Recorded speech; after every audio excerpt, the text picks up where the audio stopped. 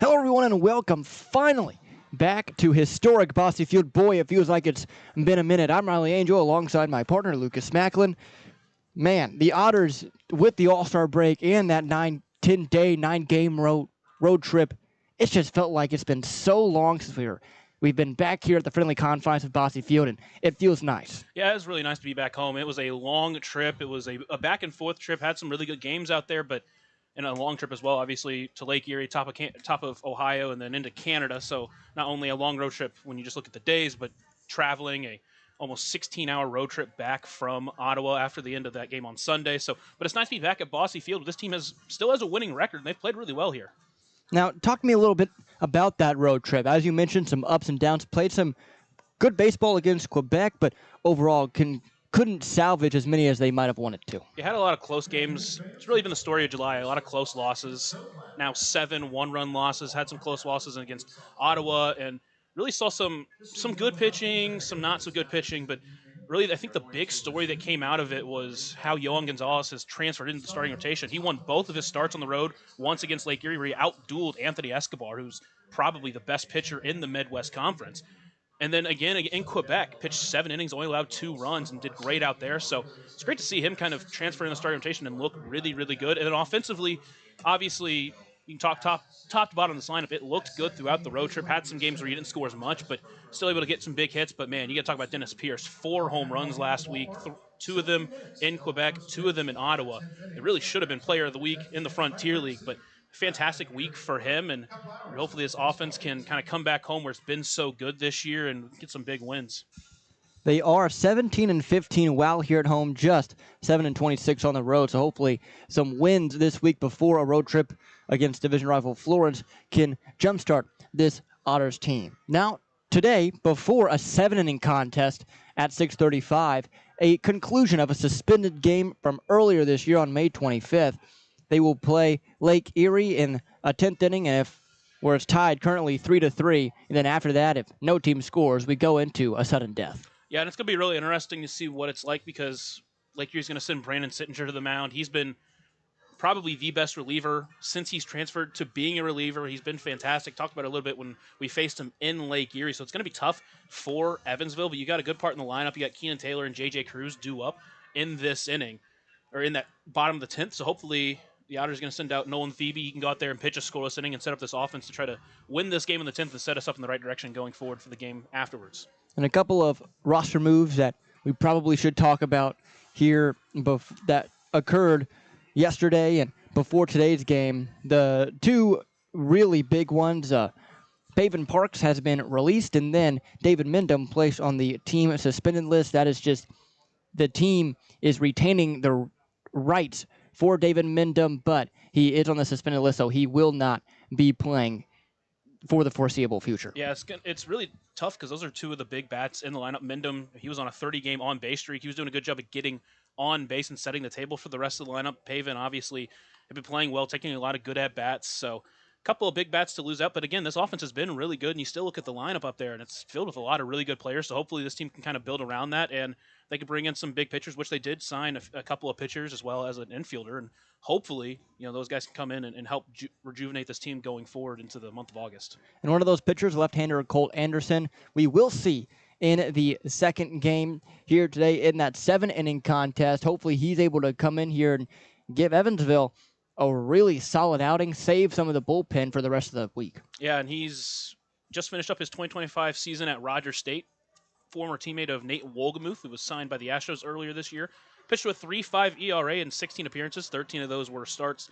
Pitched 82 1/3 innings. Had a really, really good season. Then played some summer ball with the Regina Red Sox, where he started 7 games and pitched to a 2.61 ERA. So hopefully he can come in and, as you mentioned, give that starting rotation a boost. That's really been the struggle point for Evansville this season, is just not being able to get the consistent starts from their team. So hopefully he can go out there and do a really good job. And you mentioned saving the bullpen. Evans only has 5 active pitchers in the bullpen available for today. So, with some of the roster moves and some of the players who were cut, those including Colin Murphy, Rain Pfeiffer, and Garrett Simpson, you have a really thin bullpen today, really thin bullpen going forward, at least for this next week, without John Beamer, who will be back hopefully by either this weekend or next week. So it's going to be a tough job for these starters, but when you look at this week, you've got Cole Anderson. Hopefully, he gives a good start, and then you've got Yohan Gonzalez and Braden Scott, who both just went 7 innings in their last starts. So hopefully, they can give a lot of length, and Evansville can come out try to get some big wins against this Lake Erie team. When we come back, we'll remind you of the starting lineup from all the way back in May. You're listening on 96.9 WYR on the Otters Digital Network. Maintaining our independence becomes more and more vital as we age. Swerka and more can help you navigate this important journey by answering your questions and connecting you to free and unbiased community resources and support services. If you are seeking advice for yourself or a loved one, let Swerka be your first call. More information available at swerka.org or by calling 812-464-7800. Right now in Vanderburgh County, over 800 children are in the child welfare system waiting for someone to be their voice, and you could be that voice by becoming a court-appointed special advocate, a CASA volunteer. Donating just a few hours a month of your time can change a child's life forever. Vanderburgh County CASA invites you to join them. Stand up, speak out, be for the child, be a CASA. For more information, visit vandcasa.com. That's VAND CASA.com.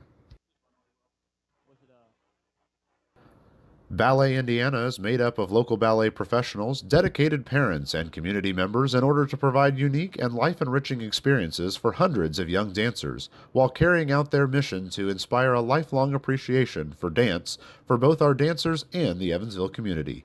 More information on Ballet Indiana and information about their upcoming performances is available at balletindiana.org.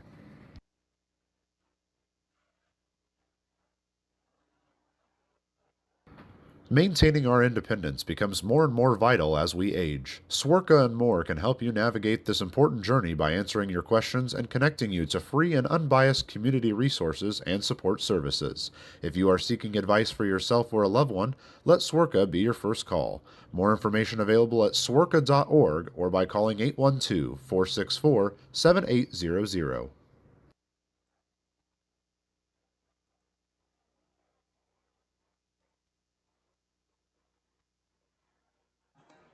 Welcome back to the Papa John's pregame show back here at Bosse Field, finally, after a very long time away. You had the All-Star break, then had a 9-game road trip that went through Lake Erie and then into Canada, but finally back home at Bosse Field and a chance to try go and get 2 wins tonight, as Evansville and Lake Erie are going to resume a game that stopped in the 10th inning, at the top of the 10th inning. So Lake Erie will be hitting first, followed by the Otters. Chance to win a big ball game. Thank you so much for joining us this Tuesday evening. I'm Lucas Mack alongside my partner Riley Angel, and excited to be back here at Bosse Field. Yeah, it's certainly been a long time, it feels like, since being here at Bosse Field with the All-Star break, and then obviously the longest road trip of the year for them, going up to Canada and Lake Erie. You just hope that this series here back at home after such a long time away rejuvenates this team, because, boy, it feels like they need it. Yeah, and big chance here to win a couple of games against this Lake Erie squad, who Evansville did take a game back on the first Friday of the road trip against. They stand this year 4-4 against this team, but at home they are 2-0. They won both games that were played here at home. The third game, as we mentioned, suspended in the top of the 10th inning. If they can manage a sweep, they'd be undefeated against Lake Erie at home, which is a tough thing to do with Lake Erie standing in at 36-27. They've been on a big hot streak that really started after the road trip, or after the All-Star break, with the Otters coming to Lake Erie to play them. It's going to be a really tough task for this Evansville team to get both of the jobs done today. Not only are they facing Brandon Sittinger on the mound in this 10th inning, but then just beating this Lake Erie team right now, no matter who they're throwing, is really difficult given how good they've been. They have been the best team pitching-wise. When you look at Team ERA, they are on top of the Frontier League, even ahead of Quebec. Entering this ball game, they stand at a 3.66 ERA. But on the offensive side, they're one of the worst when it comes to scoring runs. They've only put up 4.94. That puts them at 14th in the Frontier League. So that's the big difference when you look at this Lake Erie squad. Great pitching, but they haven't been nearly as good on the offensive side. And that really just gives Evansville confidence where if they can jump out in front early, then they can take control of the ball game and kind of ride it to the finish line. We even saw that the first time Lake Erie came here and the first time Evansville went on the road there. This Crushers team, they just don't score a ton of runs. So if you can get a 3 or 4 in the first couple of innings, I think that puts you in a great position to beat this ball club. So the resumption of the first game scheduled for 5:05 p.m. The second game will start at either 6:35 p.m. or 30 minutes after if it goes past 6 o'clock. Probably won't, but you never know how long these innings could be.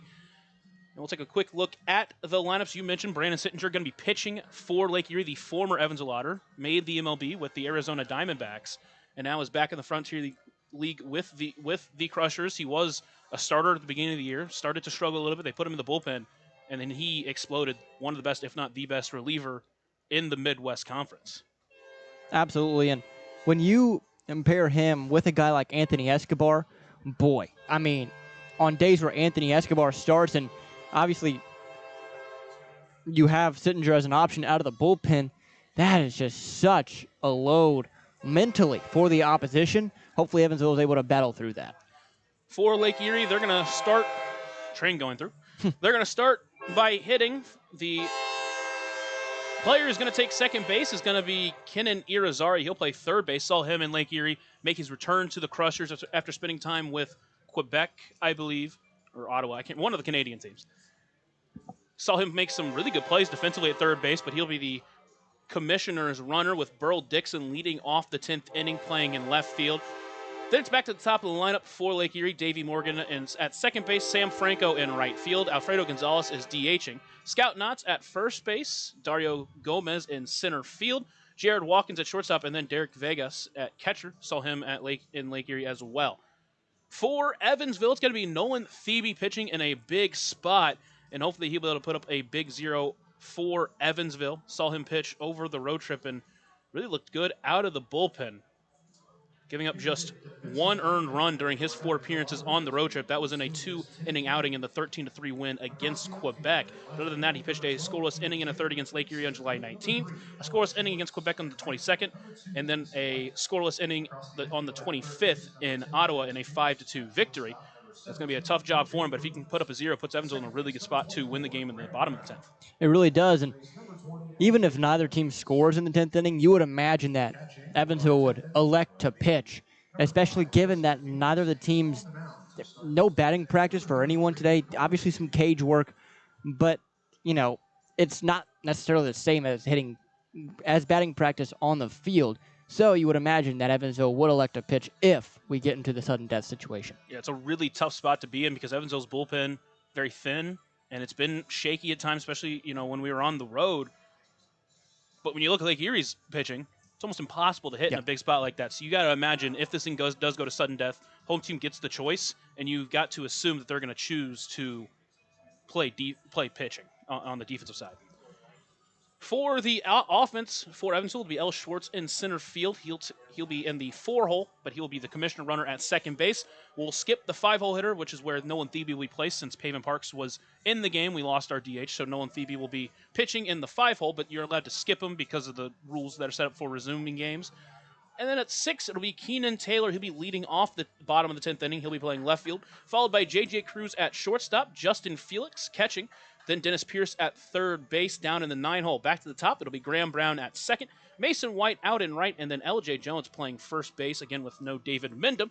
Now, it kind of leaves a hole for that first base spot. We've seen Logan Brown play a really good first base, but if you want him catching day in and day out, it's going to be tough to play him at first base as well. So it's going to be interesting to see what the first base situation looks like, if it's going to be mainly L.J. Jones, or if they're going to try to bring someone in who can play first base or mix it up a little bit. So it's going to be interesting. Yeah, it certainly will. And, I mean, you would imagine that Jones would be the everyday guy since he has gotten a ton of looks over there so far this year and with his bat. But like you said, you never know with some of the new guys coming in if there's someone who could end up taking that spot as the everyday first baseman.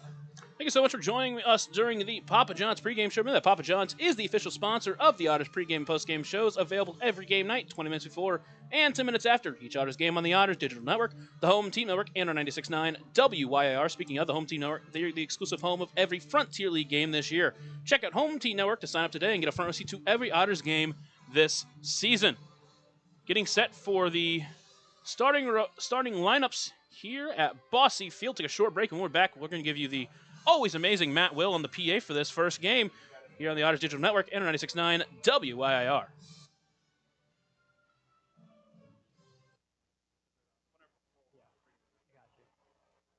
Right now in Vanderburgh County, over 800 children are in the child welfare system waiting for someone to be their voice, and you could be that voice by becoming a court-appointed special advocate, a CASA volunteer. Donating just a few hours a month of your time can change a child's life forever. Vanderburgh County CASA invites you to join them. Stand up, speak out, be for the child, be a CASA. For more information, visit vandcasa.com. That's VAND-CASA.com.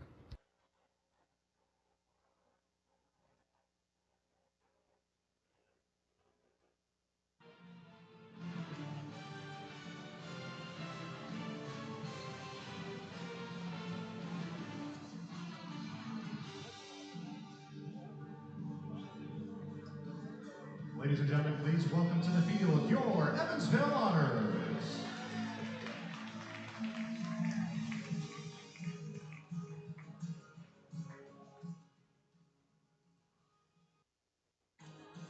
About that time to get underway here at Bossy Field. It'll be Nolan Thebe taking the mound with the commissioner's runner at second base. Thebe on the mound behind the plate. Justin Felix. That pitcher and catcher battery is sponsored by The Answer Auto Repair East. Find your battery needs at The Answer Auto Repair East, located at 2319 North Green River Road, or call 812-475-9000. Took a quick look at the defense around the horn for Evansville. Mentioned the pitcher and catcher battery, but at first base, L.J. Jones. Graham Brown playing second base. J.J. Cruz over at shortstop, and Dennis Pierce at third in the outfield. Keenan Taylor out in left. In center is Ellis Schwartz, and Mason White out in right field. J.T. Benson left the game initially in this one, so he is not available to play, even though he has been activated off the 7-day IL. On the bench for Evansville, it's Logan Brown and the newly signed Christian Tavares. We'll see what happens if we get to a point where they need to pinch hit.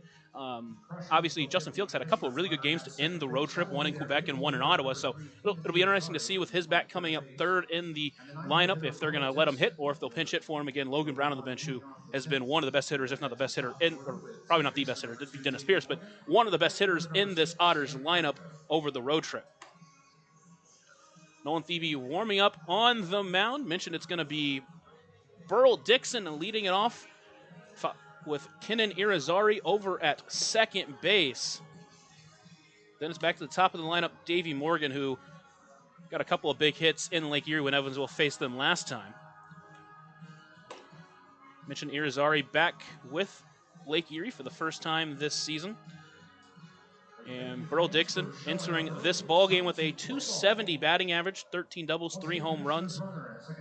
Played a couple of games against Evansville when we were in Lake Erie, where he went 1 for 3 in both games, scored a run in the second game he played.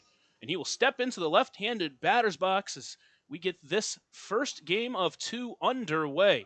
Here in the top of the 10th inning, no one away, no pitch has been thrown yet. Nolan Thebe looks into Justin Felix. Comes set from the stretch. Looks back at second. Dixon squares on a bunt, puts one down, but he fouls that one off, and he'll be behind 0-1.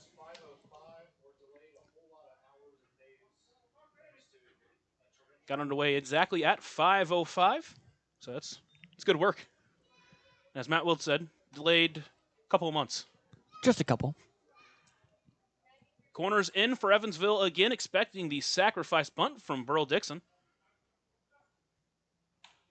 Comes set, looks in at second base, now delivers. Squares around, pulls it back as that pitch misses outside, now 1-1. Gotta say, after calling games in Ottawa where we're so far back, you almost had to use a pair of binoculars just to see the game happening. It's really weird being back this close to the field. 2 very different feels, huh? Very. Both of them are old ballparks, but that one is massive. Here's the 1-1 pitch. Squares on a bunt, pops it up overhead. Our first overhead foul ball brought to you by Heads Construction. Choose the best, never regret it. Counts 1-2. It's been a while since I've heard that. I've said it, but heard it from the PA. Technically, it's not the first one of the game.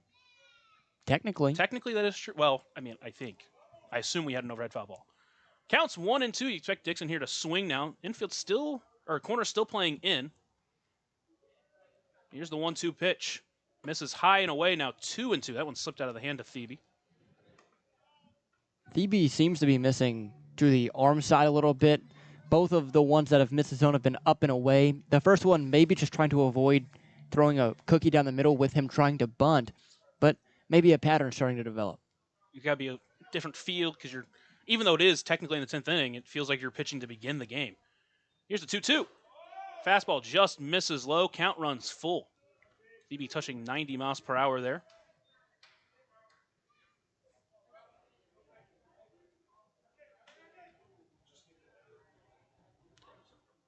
Really don't want to walk him to start this one. Phoebe comes set. Delivers the payoff pitch. That one is lined into left field, but it's going to go out of play, and the count's going to stay full. Now, with how humid, hot it is, and how hot and humid it has been here recently, and the wind slightly blowing out to right field, maybe the ball will fly a little bit farther today than what we're used to, at least the last time we've been here at Bosse Field. Infield now playing back. Pierce still playing a little bit in over at third. Here's the payoff pitch. Fastball called, strike 3 at the knees. German American Bank strikeout for Nolan Thebe, and a big out number 1 with that runner still at second base. That's a great pitch, especially with the way Burl Dixon approached that at bat. Just give him something right on the paint. He's going to take it every time. And just a really good fastball down to the knees, like you said, for Thebe to get his first K. Now back to the top of the lineup. It's Davey Morgan. Mentioned he had a couple of doubles when we were back in Lake Erie. And it looks like Phoebe fell trying to go up, and it's going to be a balk, and that runner's going to get to third base. An unfortunate, unforced error. Now McCauley and trainer Mandy Flagg is going to walk out there and make sure he's all right. It almost looked like he, and especially the way he reacted, just maybe got a cleat stuck in the ground as he was beginning his motion. Immediately went towards the back of the mound to clean off the bottom of his cleats. But boy, it's unfortunate because now just a fly ball somewhat deep scores the go-ahead run, and that puts so much pressure on your offense now in the bottom of the 10th. Reminder that Keenan Taylor out and left. Pretty decent arm from Keenan Taylor. Saw him make a really good play on a double in Ottawa that saved a run. He threw it into Pavin Parks, who cut down the runner trying to get home. He also threw one in from left field that got someone trying to chase a double in Quebec. So he's thrown definitely a couple of dots. Ellis Schwartz out in center. Haven't really seen him too much make those throws, but has a decent arm. And out and right, Mason White. Potentially they will be tested. Infield obviously going to play in. Now Thebe's going to try to get some warm-up pitches here to get back in it. So now you have to deal with that runner at third base.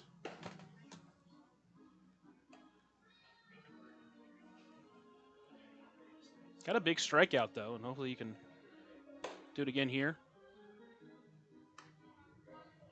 Last couple of pitches that he just threw during the warm-up were, obviously the warm-up pitches, so maybe he's not throwing it as hard as he can, but saw him touching 90, that one just at 85.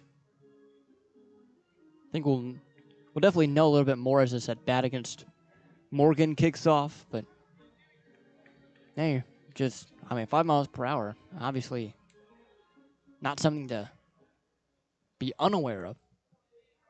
Davey Morgan steps in. Big at bat here. Trying to keep that runner at third from scoring. First pitch swinging as he fouls it off the face mask of Justin Felix, but Stevie is ahead 0-1. That one was at 89 miles per hour, so no worry on the speed of his pitches there. Morgan entering this game with a .297 batting average, 5 home runs, 13 doubles.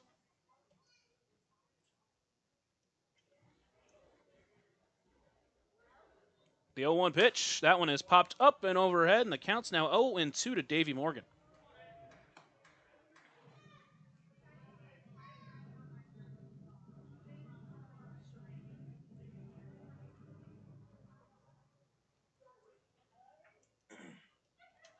Thebe, strike away from getting a big second out. Runner at third base, top of the 10th inning, tied at 3. Here's the 0-2 pitch. Fastball just misses outside, now 1-2.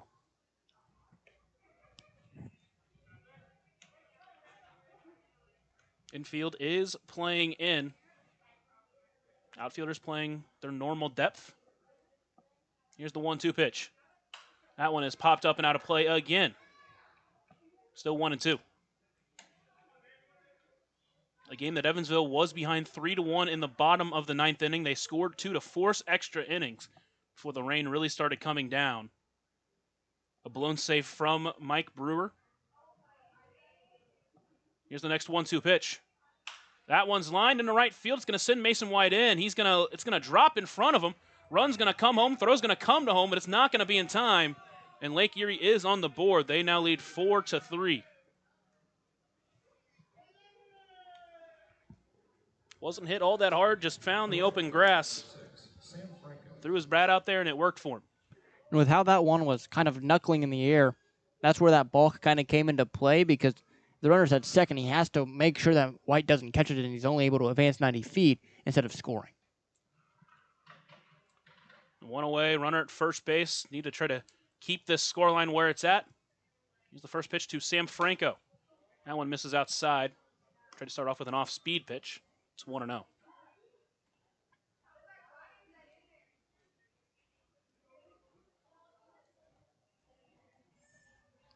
Thebe set from the stretch. 1-0 pitch.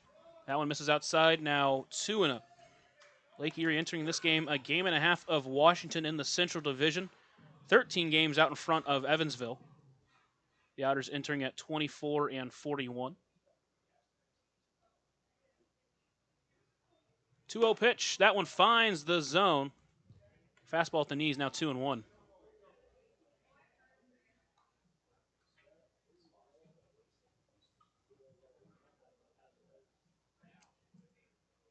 Infield at double play depth. Here's the 2-1 pitch to Franco. Finds the mark again. Another fastball at the knees, now even at 2-2. So did a good job at finding that bottom of the zone and placing it perfectly. Alfredo Gonzalez awaiting on deck. He's in the DH spot for this game. Counts 2-2. Thebe comes set and delivers. That one's popped up into foul territory. Do it again. Man, I don't know how these Lake Erie players do it. Black uniforms, day like this. Oh my gosh. Can't even imagine. It is very, very hot out there. 92 degrees currently. Sun fully out. Some sparse clouds out in the sky, but nothing covering the sun right now. Here's the 2-2. On the ground, up the middle. It's going to get through for a base hit. Davey Morgan's going to round second, but stay there. And now there are runners at first and second still with only one out.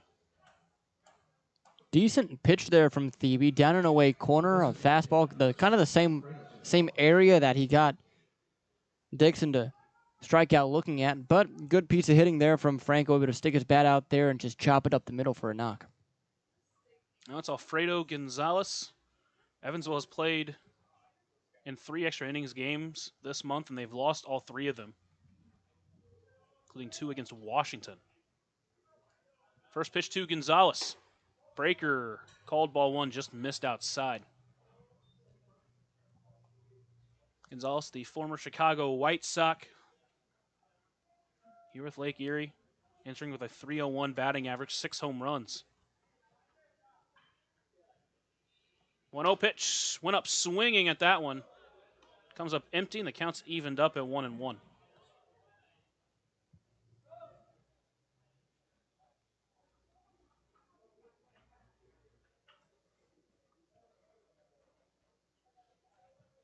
Runners at first and second. Here's the 1-1 pitch. Pulled the string, got him swinging. He's got another batter at 2 strikes. He's done a good job of getting ahead, but back-to-back hitters have really put up fights and just found ways to get on base. Counts 1-2 to Gonzalez. Thebe comes set and delivers. Fastball misses up and in. It's going to even the count up at 2-2.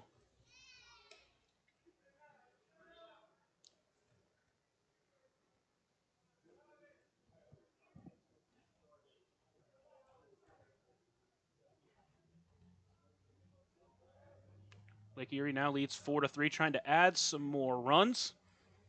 Phoebe trying to keep it where it's at. 2-2 pitch. Called strike 3 at the knees.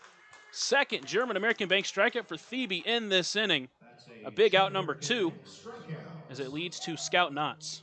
Really needed that one now, a chance to get out of this inning and still only be a one-run game, which is really what you want. I mean, if this Lake Erie team scores another with who they're throwing on the mound in the bottom half, it really puts things out of reach, at least in the mind of a lot of fans and these Otter hitters. Knotts stepping in, played in all 3 games against Lake Erie. First one finds the zone. He's had 0-1. Should say he played all 3 games when Evansville went to Lake Erie. Had a big game in game number 2, a couple of hits, a home run, 3 RBIs. Both those hits coming off Braden Scott. Now here's with an 0-1 count. Takes that one in there for strike 2, and Phoebe's ahead of him 0-2. 2 straight inside fastballs. Wouldn't be surprised if he goes outside with a breaker or stays on the inside corner, but goes down and in with a changeup here. Really, 2 fastballs in the zone. A lot of things you can do with that. Count 0-2. Phoebe comes set and delivers. Both runners take off. That one's on the ground towards third. Pierce can't glove it. Gets past him. Morgan's going to score easily. They're going to try to send the second runner. Throw's going to come into J.J. Cruz. 2 runs are going to score, and Lake Erie has blown it open. They now lead 6-3. Pierce, who's played a good third base for Evansville during his time. The center fielder, number 25. Couldn't glove that one. Was hit right at him. I think that's more of a combination of him maybe trying to cover third base on the steal, not, half expecting the play, but not fully anticipating it like he usually would at the normal third base position. I think there's a lot of different factors that played into that one. Dario Gomez now up. First pitch misses high, ball 1. Third time this inning. He's got a batter at 2 strikes, just throwing their bat out there and putting it in play and finding open grass.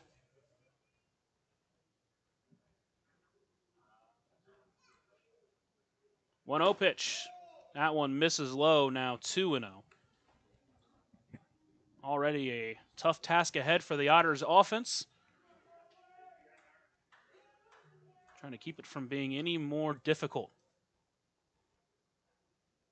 Phoebe sets, delivers the 2-0 pitch. That one finds the zone. 2-1.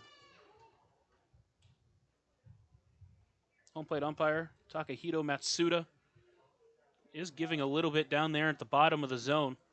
Phoebe's taken advantage of it so far. Here's the 2-1 pitch. That one is popped up into foul territory. Jones will give it a look, but it's going to get out of play, and the count's going to even up at 2-2. So the Otters now down 6-3. Going to need to put up 3 runs in the bottom half of the 10th just to send it to sudden death. Counts 2-2 to Gomez. Pitch misses outside. Count's going to run full. Waiting on deck is Jared Watkins.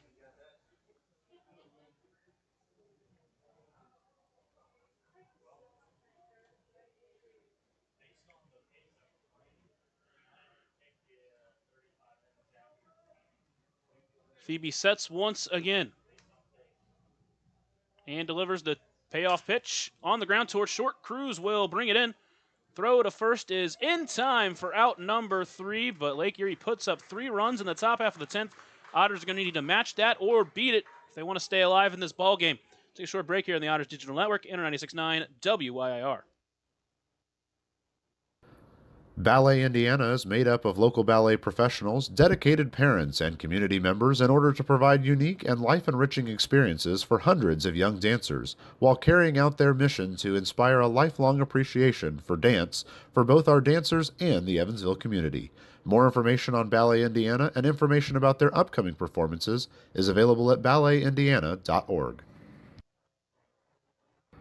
Maintaining our independence becomes more and more vital as we age. Swerka and more can help you navigate this important journey by answering your questions and connecting you to free and unbiased community resources and support services.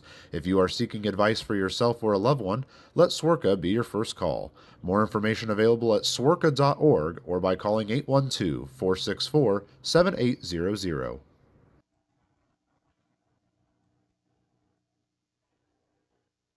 We head to the bottom of the 10th inning here in Bosse Field. Evansville's going to need 3 runs, but it's going to have to come off of Brandon Sittinger. Sittinger on the mound behind the plate, Derek Vegas. That pitcher and catcher battery is sponsored by the Answer Auto Repair East. Find your battery needs at the Answer Auto Repair East, located at 2319 North Minerva Road, or call 812-475-9000. Sittinger, the former Evansville Otter, now become a dominant relief pitcher with Lake Erie, and outside of one outing against Florence where he gave up a run in an inning, he had been scoreless since the June 10th outing against Evansville. And in that time, he had struck out a ton of batters and hadn't really walked anybody. Number 12, the left fielder, Keenan Taylor. Evansville did load the bases on him in the July 20th matchup. Chance to break it open, but could not push any runs across. And now they're going to need a big inning here in the bottom of the 10th, needing 3. Ellis Schwartz is at second base. And it's Keenan Taylor at the plate. Sittinger comes, sets, delivers the first pitch, swinging for Taylor. Popped up into foul territory, but it's going to get out of play. An overhead foul ball brought to you by Hetz Construction. Choose the best, never regret it. I mean, that's right overhead. Spooked me a little bit in the middle of my read.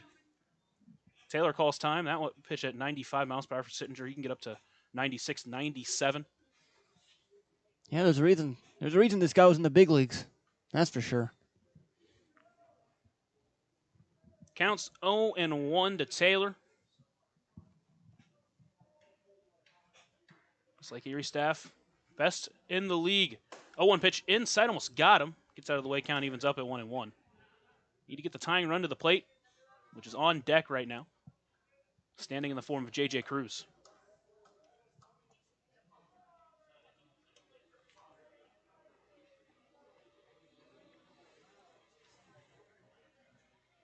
Counts 1-1 to Taylor. Sittinger sets, delivers. That pitch misses outside and low, 2-1 now.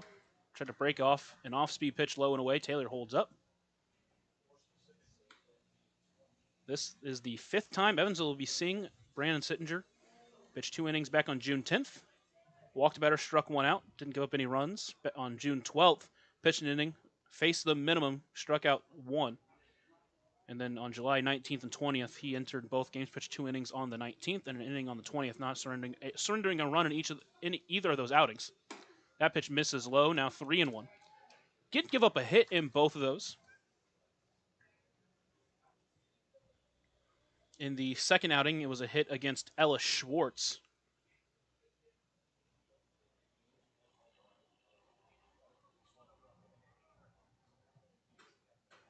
And Pavin Parks got the other hit on him. 3-1 pitch, called strike 2. Count runs full. Same spot he was giving Phoebe. Gives it to Sittinger.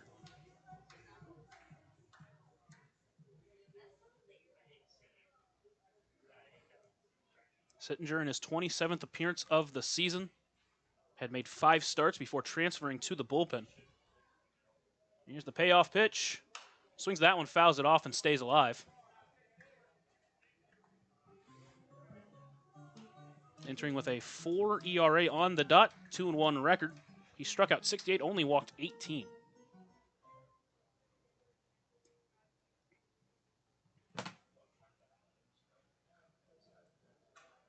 Count still full to Taylor. Sittinger sets and fires. Called strike 3. Another pitch that was down around the knees. And there's 1 away. And again, as long as he's consistent back there, there's nothing you can really complain about. He was giving Phoebe that same pitch, and again, around the knee area, if it's a little low, I mean, it's nothing crazy to give that to a pitcher. So just kind of got to take that and be aware that he's giving that part of the zone. Now it's J.J. Cruz. Steps in, runner at second. First pitch to him swinging, he fouls that one off, and he's behind 0-1. I don't really think there's anything that Sittinger should do other than attack with the fastball. So far, these Otters hitters are behind it. They haven't shown that they're able to catch up with it, especially on that first pitch right there to JJ. Again, in 3 innings, the only person still on the roster to get a hit off him was Ellis Schwartz, and he's at second base. Here's the 0-1 pitch. Checked his swing, didn't go, missed outside. Now it's 1-1.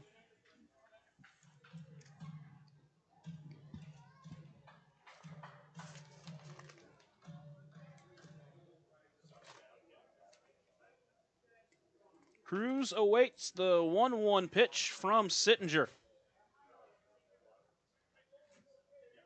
That one low. Now 2-1. That one in the dirt. Cruz did face Sittinger. He struck out, but reached on a wild pitch. He was the first one to reach in that inning. Schwartz singled. Mendham walked, had the bases loaded, but couldn't push across any runs in that inning. A lot of these Otters batters have been taking good at bats against Sittinger. Another good one here. 2-1 pitch, swinging that one. Driven into deep center field. Gomez struggling to find it. It's going to shield himself from the sun. Is going to bring it in for out number 2. Well struck off the bat of Cruz there. Hit harder than any of the hits from Lake Erie in the last inning, but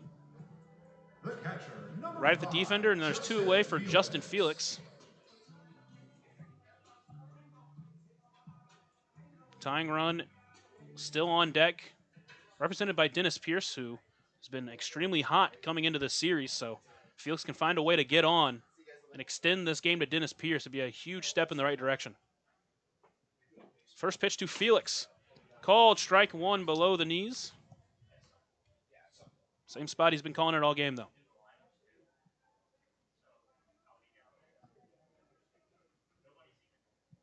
Counts 0-1 to Felix. Last couple of starts during the road trip had some really good games. A double in each of those games. Drew a couple of walks in his game against Quebec. Takes that pitch low, now 1-1. Hopefully he can transfer that momentum here.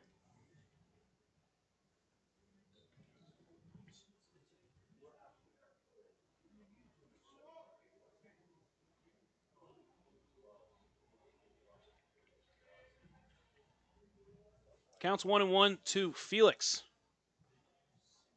Sittinger delivers. That one is popped up into center field. Right field. It'll be Franco who's going to find it and bring it in for out number 3, and that will be the ball game. Evansville loses another game in extra innings. Lake Erie put up 3 runs. Evansville didn't push across any, and that will do it for this ball game. Evansville loses, and we will play the next one at 6:35 p.m. We'll go live about 10 minutes before, talk about the starting lineups and everything. But that'll do it for here.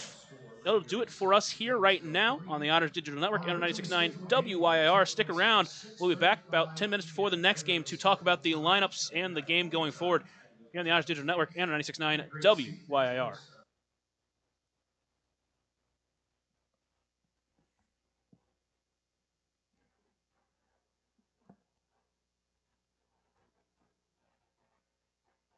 Otter ball, baby.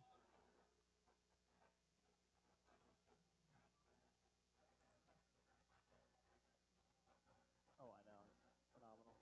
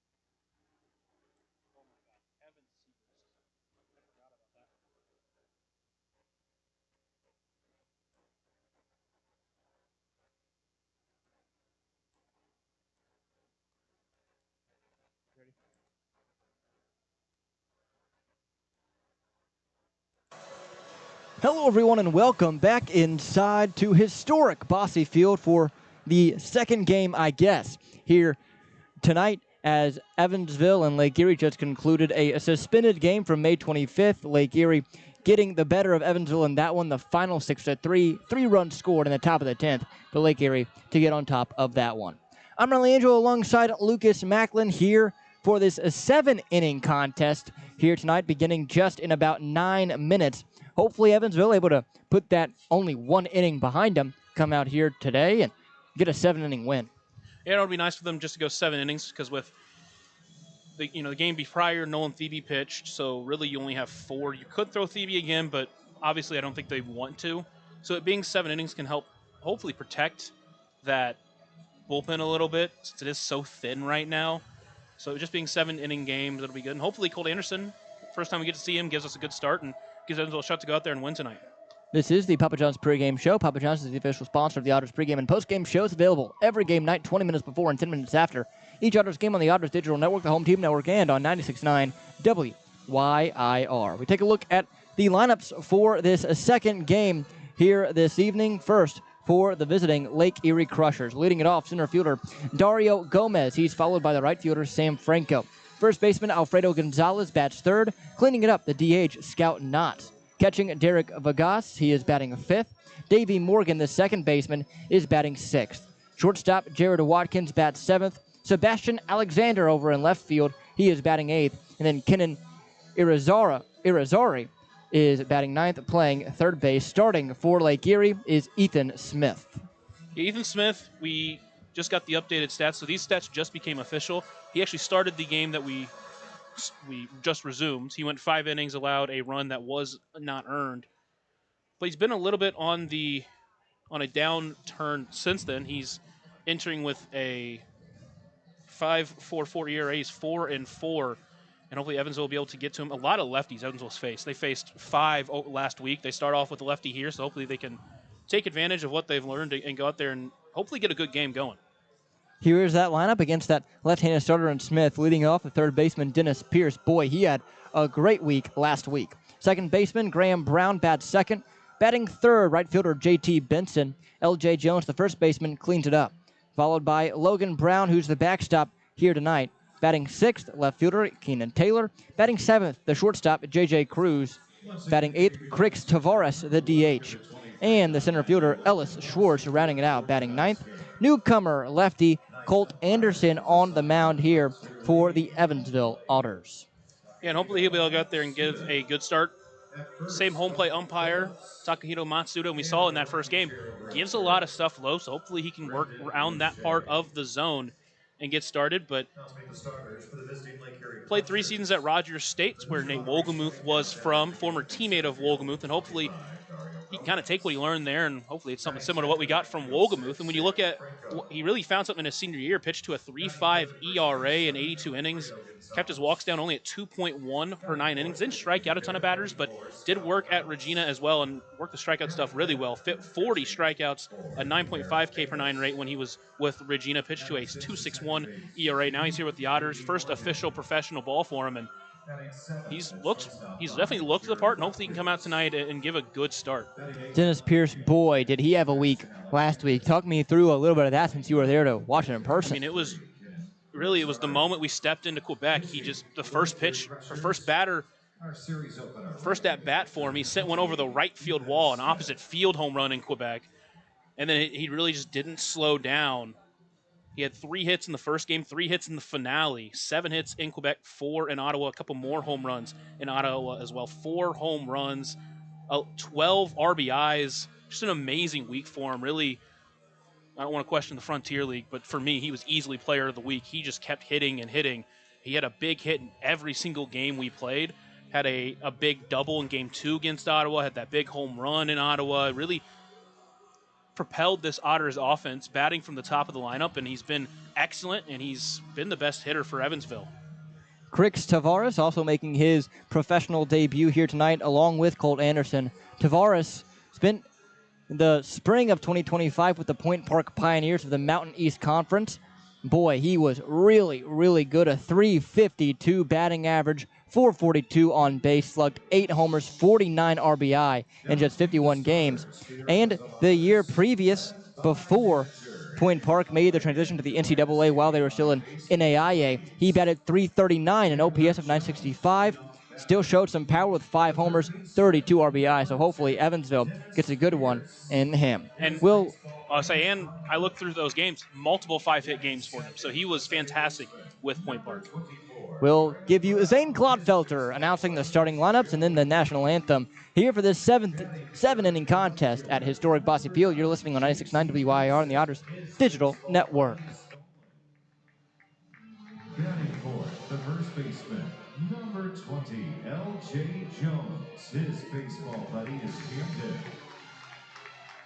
Batting fifth and catching, number 28, Logan Brown. His baseball buddy is Wyatt. Batting sixth, the left fielder, number 12, Keenan Taylor. His baseball buddy is Cam. Batting seventh, the shortstop, number 17, J.J. Cruz. His baseball buddy is Laird. Batting eighth, the designated hitter, number 18, Crix Tavares. Batting ninth, the center fielder, number 3, Ellis Schwartz. His baseball buddy is Asher. Pitching for the Evansville Otters, left-handed pitcher, number 34, Colt Anderson. His baseball buddy, Jax.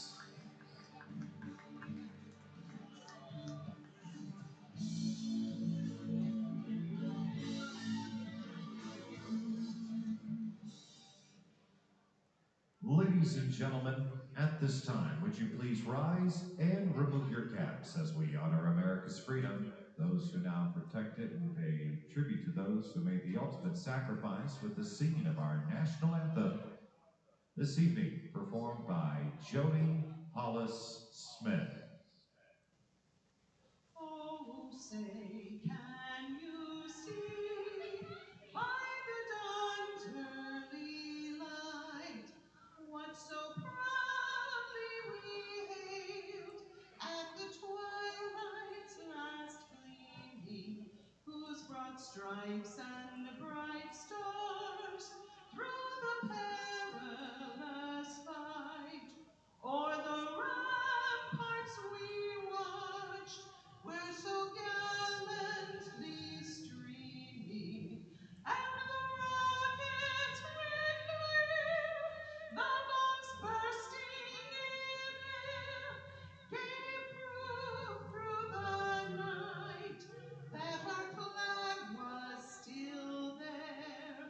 Oh, say does that star-spangled banner yet raise o'er the land of the free and the home of the brave?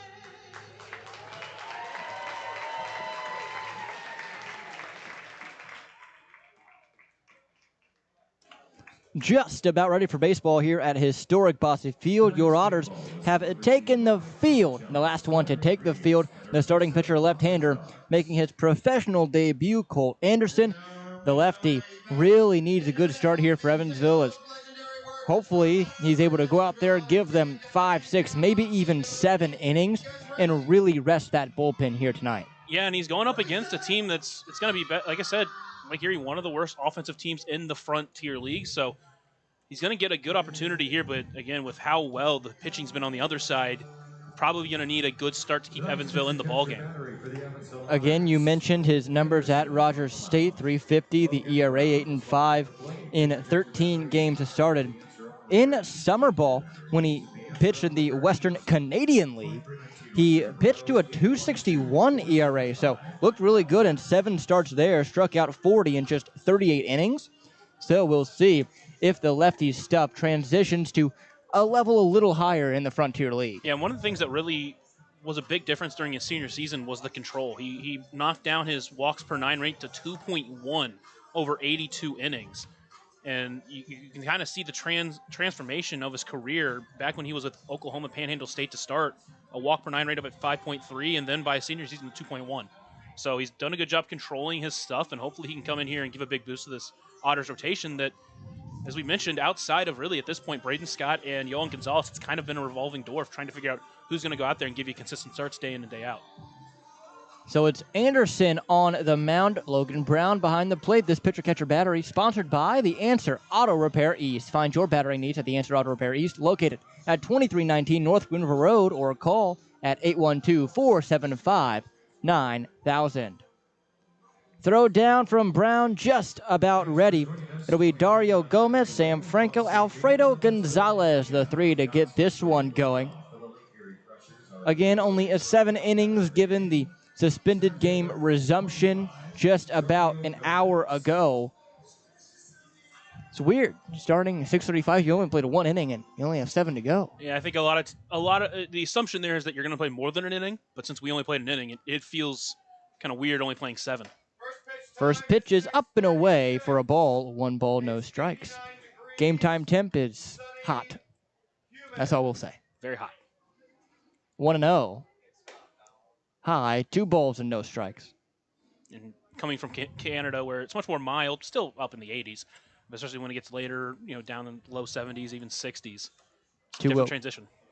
That one skied, fouled overhead foul ball brought to you by Heads Construction. Choose the best, never regret it. 2-1. How was our friends up in the Great North? Well, I'll tell you what, Quebec was a really fun place to play. It was very loud. 2-1 pitch. Just missing a little high, 3-1. Yeah, as our great friend and colleague Matt Will would say, it feels like a European soccer game. 3-1 pitch now from the lefty. Missing up and away again. That one close, but no cigar. And it's going to be a leadoff walk. Gomez reaches. Those weren't bad pitches, but as I was mentioning in the pregame, with the umpire out there, he gives a little bit more low, clearly not giving much high. Tried to work a lot of stuff up in that at-bat, and it's going to be a little bit difficult if he continues to go that route. Because, again, you're just giving a little bit less up there, a little bit more down there, down below. Now Sam Franco, the batter. Franco, right-handed hitter, awaits and takes an inner half strike, 0-1. On first, Gomez does have 14 stolen bags on the year, has been caught 3 times. Decent lead, nothing crazy. Inching away towards first. The pickoff move is not going to be in time. Nice back pick there from Jones to keep it from going all the way to the wall. I'll say this, it wasn't as good of a pickoff move or as a hold as what we've seen from guys like Braden Scott and Jackson Maloof. The pitch fouled her right back into the screen, 0-2. So it is going to be, I'd say, at least possible for those runners over at first base to try to pick up on his tells. Infield straight up, same with the outfield against Franco. Franco has 4 homers on the year, 15 RBI. Looking at his frame, you'd imagine he'd have a lot more, but just hasn't shown it. 0-2 pitch. Swung on, line drive sinking quickly and drops in front of Keenan Taylor for a hit. So the 2 straight reach against Anderson to begin this ball game. And quickly he's in some trouble against this Crushers squad. The same thing we kind of saw from Phoebe in that first game. Not bad pitch there, and not even that incredibly well struck, but found the spot and pushed it into the outfield, fought her off, and another 2-strike hit for this Crushers squad. Now it's Alfredo Gonzalez, first baseman, right-handed hitter. The pitch, way outside, 1-0. And again, not a ton of options out of the bullpen for Evansville. You have just 5 men available, 2 of which are high leverage guys. That's the 1-0. Swung on and missed. A little over top of it was Gonzalez. It's 1-1. One positive for Evansville's Jackson Maloof was a full-time starter in college. He could definitely give you length, and Gunnar Dennis also has starting experience while he was in college as well. 1-1 now. Swung on, grounded hard past the third base coaching box, and it's 1-2. But as you mentioned, guys like Valdez, McAuliffe, and Thebe are all essentially just 1-2 inning guys. 2 on, nobody out, top 1, no score. 1-2 the count. The pitch. Swung on and missed, strike 3. Gonzalez says he foul tips it, but the home plate umpire, Matsuda, disagrees. And first ever German-American-based strikeout professionally for Colt Anderson. 34, Scout Knotts. Now Scout Knotts.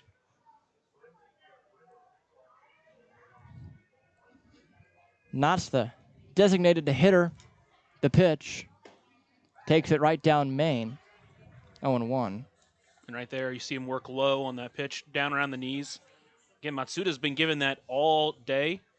Obviously, it's still early, but you'd like to see him really work down there as much as he can. The pitch. That one catching the outer edge. Backdoored him. It's 0-2. Knotts, a towering presence in that right-handed batter's box, standing 6 feet 6 inches tall. You don't really notice it in Lake Erie when you're a little farther back, but boy, here at Bosse Field, it feels like you're right on top of the action. You can definitely tell. It's a big dude in there. Quickly ahead is Anderson, 0-2. Kicks and delivers. Swung on, slicing fly ball into right center. Under it is Benson. He makes the catch for the second out. Drops the ball, but the runner on second and Gomez does not test him. 2 away, runner still on first and second. I kind of wish they called that a drop ball because then you could throw it to third, get the out there, throw it back to second, get double play. That is true. But good response here from Anderson after giving up those first 2 base runners that, again, weren't really hard-hit balls. One was a walk on an in and at bat where he did a really good job at placing it near the zone, bouncing back and get the next 2 guys and hopefully get out of the inning and strand those 2 runners. Now Derek Vegas, the pitch. Down and in for a ball, 1-0. Vegas, 309 the average, 3 homers, 22 RBI for him. His 23rd RBI, standing 180 feet away at second base. The pitch. Swung on, dribbled foul, third base side. It's 1-1. He's recorded at least a hit in 9 of his last 10 games. That included a hit in each one of the games against Evansville whenever we were in Lake Erie. Infield straight up, same with the outfield. Anderson quickly out of the stretch. High on the fastball, 2-1. So Anderson sitting around 88, 89 on the fastball, has not touched 90 yet. Still early, top 1, no score, 2 away, runners on first and second. The pitch. Swung on, bounced foul again, 2-1. 2-2.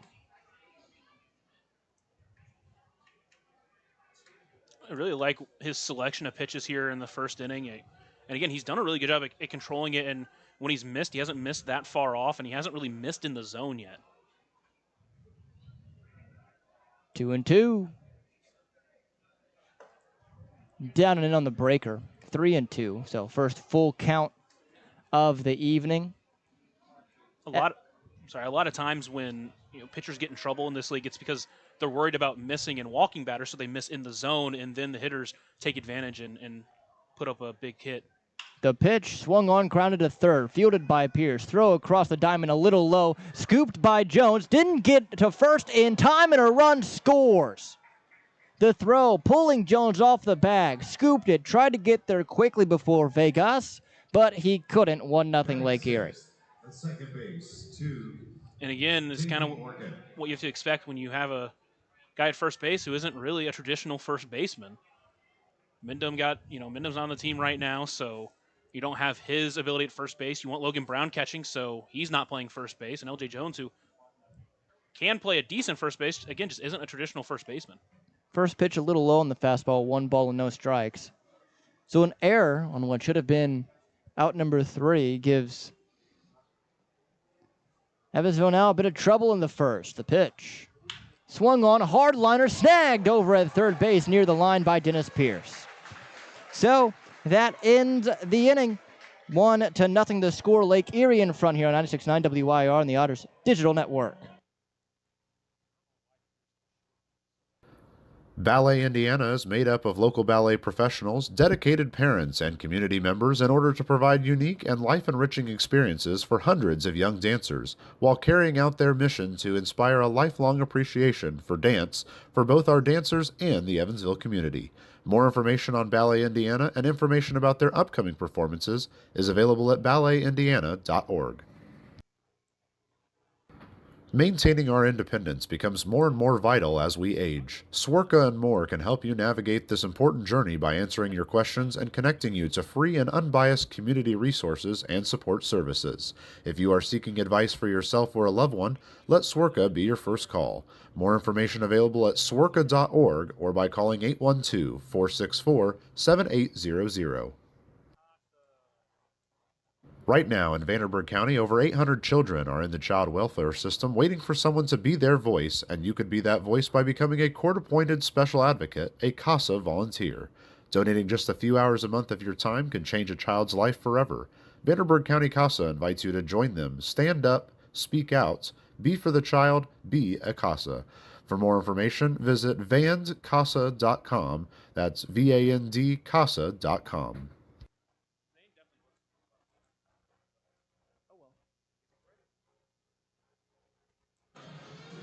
Ethan Smith on the mound here for Lake Erie. We'll see how he does. So far this year has struggled a tad. 5.44 the ERA and a 4-4 record coming in. That is in 10 starts. We'll see if Evansville can get on to him early, especially after that first inning where he gave up a run, but it felt like Anderson did enough to pitch out of that inning without allowing one. Yeah, and I think he pitched really well. It was that first walk of the first batter he saw, and again, he didn't miss by much on those pitches. Second guy got on the two-strike pitch where he kind of just flung it out there, and then his defense let him down with an error, allowed the run to score. It was unearned, but I thought he pitched really well overall in that first inning, and hopefully he can bounce back next inning and keep Evansville in it, and hopefully Evansville can try to get some runs for him. Here is Dennis Pierce. The first pitch is taken for a strike on the inner half, 0-1. Pierce, the one who committed that error in the top half of this inning, 1-0. Lake Erie in front, bottom one, the pitch.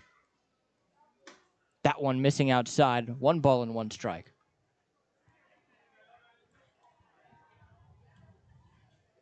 Smith, this is first season as a professional, as the next one is taken just wide on the breaker, 2 balls and a strike. Spent his college days at Lipscomb and Vanderbilt, as well as Tennessee. 2-1 now. That one missing a tad low, 3-1.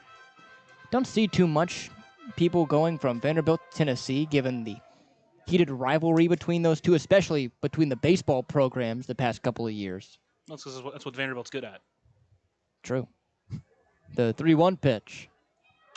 Swung on, hit in the air, but well foul and overhead. Overhead foul ball brought to you by Heads Construction. Choose the best, never regret it. 3-2 the count. We'll say that, 27-year-old quarterback for them made them good in football? True. I mean, I don't know if he's 27, but any definitely up there. Any 27-year-old playing against 19-year-olds, I think they're going to be decent.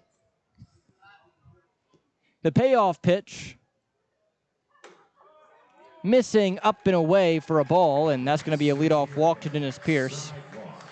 So Pierce setting the table here to lead off this bottom half of the first, brings up Graham Brown.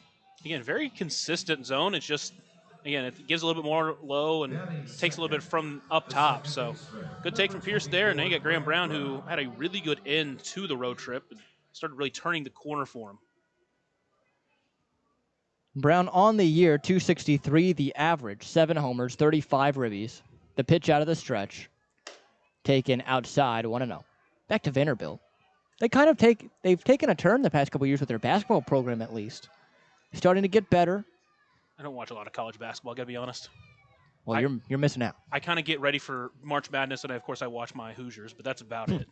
The 1-0, up and in, 2-0. It's a hoot.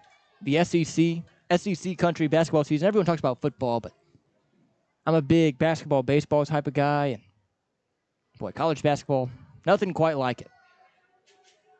Especially when you get to March or close to it, conference tournaments. The 2-0 pitch, that one drops in there, 2-1. But Vanderbilt They aren't at the bottom of the SEC anymore in basketball. Hey, that's a good thing. That is a very good I thing. remember they used to not win a game in SEC play. Oof. Rough years.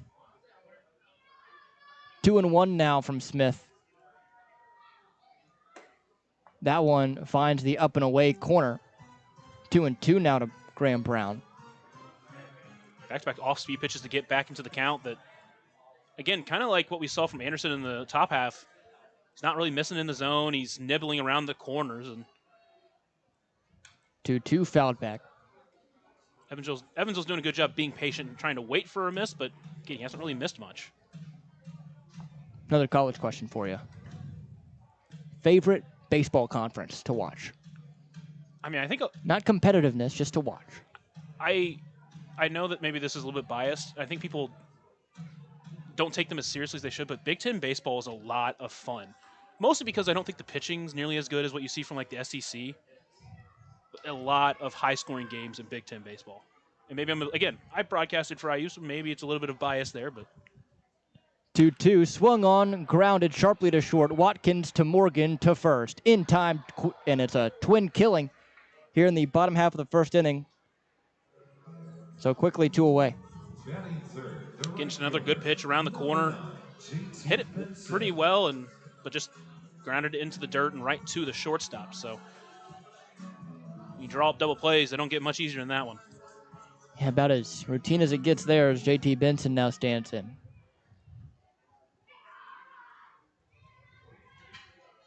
The pitch. Breaking ball in there for a strike.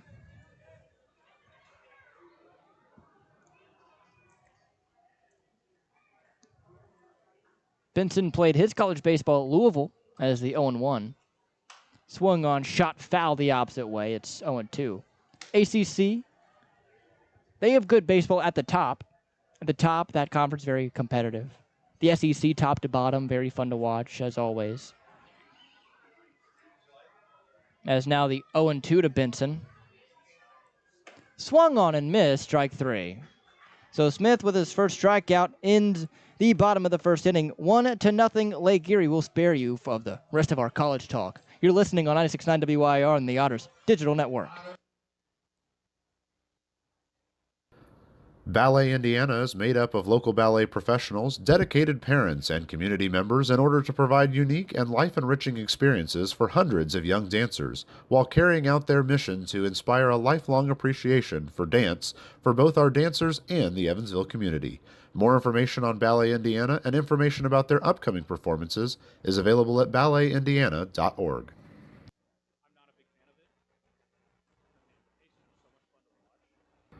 Maintaining our independence becomes more and more vital as we age. Swerka and more can help you navigate this important journey by answering your questions and connecting you to free and unbiased community resources and support services.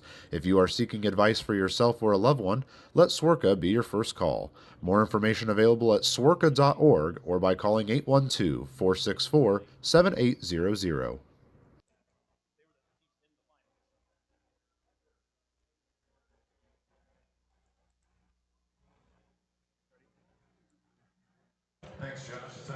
Time for the second inning. 1-0 the score in favor of Lake Erie. Colt Anderson back out on the bump. He'll face the bottom three: Jared Watkins, Sebastian Alexander, and Kenan Irizarry. We'll see how Anderson does. He got in a bit of trouble in that first inning, but did well working around it. Should have gotten out of it without allowing a run, but an error prevented that. We'll see how he does against 7, 8, and 9 here. Yeah, talk about a little bit about that game prior, since we didn't technically have a recap of it. Evansville did end up losing 6-3. All 6 runs were unearned. Braden Scott made the start. 10 strikeouts now become official. He now leads the Frontier League with 94 on the season. First pitch to Watkins is in there for a strike, 0-1. That just tells you how good Braden Scott has been this year. He's just such an anchor at the top of this lineup. Yeah, and I think the real thing is that was kind of the start that really turned the season around for him. The 0-1 in the dirt, 1-1. And obviously it was still early in the season, so these players are still kind of getting into the groove, but struggled a little bit with control throughout his first couple of starts, gave up some runs, but really after that start he's been dialed in. Obviously was an all-star. Watkins takes high, 2 balls and a strike.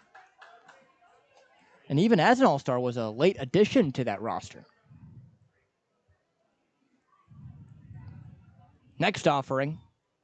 Swung on, line drive, one hop to Brown. Off his chest, picks it up, throws to first, in there for the first out. Good recovery there from Graham Brown. You mentioned it bounced off of him, but didn't worry about it too much. Knew he had enough time to take his time and pick it up and throw it to first. There a changeup, and that one just a middle left by Anderson. First one we've seen him lose over the middle of the plate like that as Alexander awaits the first pitch and takes up and away for a ball 1-0. Alexander, former Chanticleer, part of that Coastal Carolina team that made the run here this past spring. The pitch swung on, grounded softly up the middle, charging is Graham Brown. Fields, throws, and it's going to be wide of the first base bag. Thankfully, Jones was there to back pick it, but was not on the bag. Alexander beat it out, and that's going to be an infield single. For a second there, he started looking over. I thought he missed it, but good play there by L.J. Jones to snag that one and not let it get past him. Alexander forcing his former teammate Graham Brown to work for that one. Man, that Coastal Carolina team, talking about teams that were fun to watch, boy. As the pitch to Irizarry is in there for a strike, 0-1. I was talking about his hold a little bit earlier. Anderson out there is staring directly at first base when he starts his windup. Alexander, a very modest lead over at first. 0-1 now. That one missing high. 1-1. He does not look to home until halfway through his stretch pitch. Alexander tall, lanky frame over at first. Next one from from Anderson is outside. 2 balls and a strike.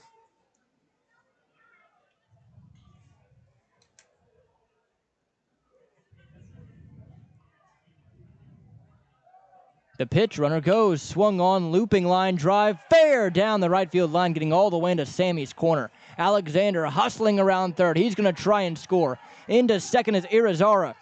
The throw into home, not in time. He's safe. 2-0 Lake Erie on the RBI double from Irizarry.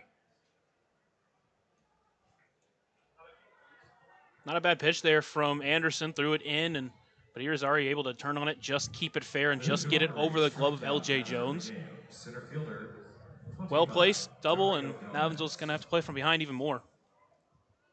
So the Crushers getting to Anderson here in this inning. Now flipping it over to the top of the lineup with Dario Gomez, who walked and eventually came around to score an inning ago in the first.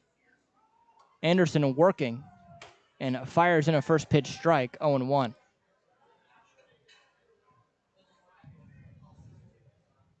Irizarry now with 5 RBI on his young campaign. Just his second double of the year as the pitch is rolled over to short. Backhanded by Cruz. Off balance throw to first is going to pull Jones off the bag. He gets there easily over to first base. Runner at second doesn't advance. And that's going to be an infield single for Dario Gomez. Really tough play there from Cruz. Almost made it, but just not quite enough. Again, not really anything that's been super well struck. Even the hit by Irizarry was under 90 miles per hour off the bat. But it just placed to the right of J.J. Cruz. It was a really tough play over, or I should say across his body throw, and another bad break there for Anderson.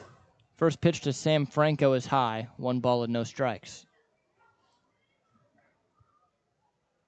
2 on, 1 out, top 2. 2-0 Lake Erie in front of Evansville. Anderson pitches, and Franco fouls it off. Overhead foul ball brought to you by Heads Construction. Choose the best and never regret it. Count 1 ball, 1 strike. Never regret it.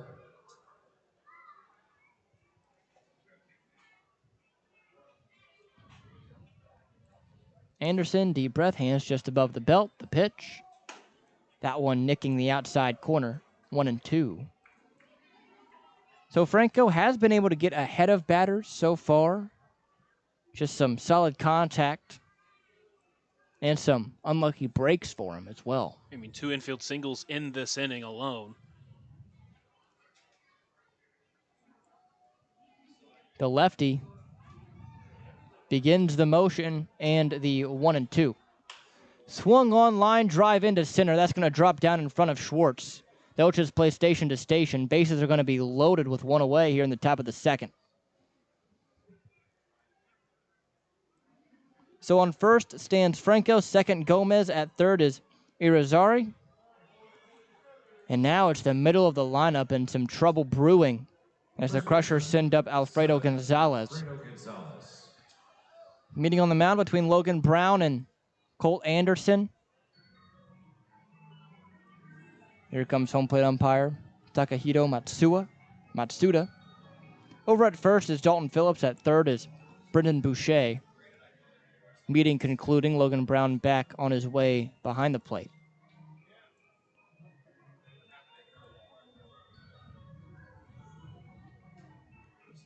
And now, I know it's only the top of the second, but when you only have 7 innings, if you're not able to get out of this one without it being 3-0 or something like that, as the first pitch is outside 1-0, you'd really feel just way behind if the lead gets up to 4 or 5. Against a team like Lake Erie, it is going to be really tough to play from behind. The pitch, outside 2 balls, no strikes.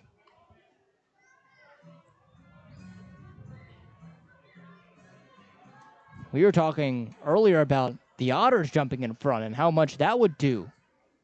That's the 2-0. Swung on, bounced to the shortstop, but just past the glove of Cruz. One comes in, here comes the second. Throw in from Taylor is not going to be in time. A 2-run single for Alfredo Gonzalez, just sneaking through the infield on the left side. And it's 4-0 Lake Erie.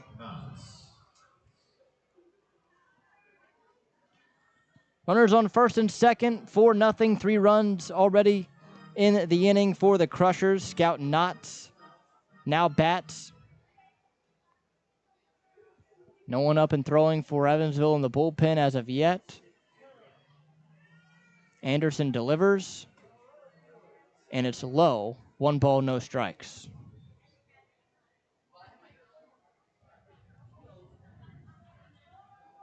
Evansville entering this ballgame 14 games back of Lake Erie as the pitch is high, 2-0. 24-42, and you'd imagine if they're going to make a run, they've got to make it now.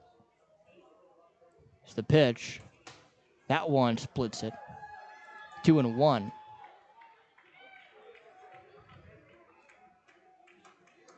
Especially with only a month left in the year. For goodness sake, it's July 29th. Feels like we just started yesterday as the pitch swung on and missed, 2-2. Especially with how quick the Frontier League season ends. It feels like it starts and you blink. It's already almost over. It's kind of just the way the month has gone, especially because it's easily the toughest month of the year, maybe even almost any team when you really look at who they played and how long they were on the road. And at the end of the day, a lot of really close losses. 2-2 is inside. Counts full. You had a few big blow-up games that you got out of hand early, but a lot of those games, one-run losses, they were 1-7 in one-run games in the month of so far in the month of July. 3-2. Swung on, dribbled foul, third base side. Now they're 0-4 in extra inning games this month. It's been a rough month, but it's not like they've been out of a lot of these games. You look at the game in Quebec where they brought it back and they were winning late, and then they just gave up the lead late and couldn't hold on. Both games in Ottawa, they were close late. They brought it to within 1 in that final inning before giving up 4 runs. They were close in a lot of these games. They've been in a lot of these games, just haven't been able to come out on the right side. Anderson a deep breath, hands just above the belt, works out of the stretch, and the payoff. Swung on, high chopper to third, charging his Pierce, steps on third for 1, throw across the diamond, takes L.J. Jones off the bag. I think he might have missed third base. Nope, no, he got him, okay. So 1 out on the force to third. Franco retired, but Knotts does reach on the fielder's choice. Runner still on first and second, 2 away now, though, as it's Derek Vegas.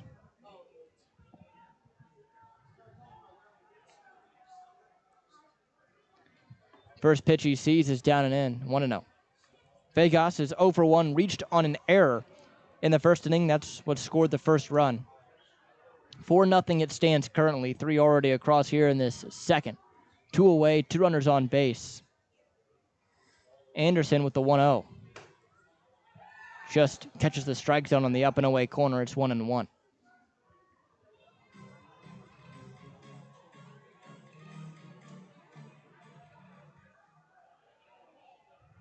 Infield and outfield straight up. The pitch. Swung on, line drive hard down the left field line, and it's a fair ball. 1 run is going to score. Taylor cuts it off in the corner. They're going to hold the second run at third. It's an RBI double for Derek Vegas, and it's 5-0 Crushers. Great job by Keenan Taylor to get the ball in early and keep that runner running from first, just scouting knots from scoring. Keenan Taylor has done a lot of great work in the outfield, working because he's, again, in college, he was a lifetime infielder. He's transitioned to the outfield. And we saw him make a couple of great plays defensively in the left field, and that's another one that's, might go under the radar, but getting that ball in quick saves a run there. Davey Morgan bats. He's the 9th batter of the inning. The pitch. Bender missed it way high. Lost that one straight out the hand, and it's 1-0. Now there's some action starting to get up and going for Evansville as Jackson Maloof begins to warm up. The 1-0. Swung on, fouled off the end of the bat, 1-1.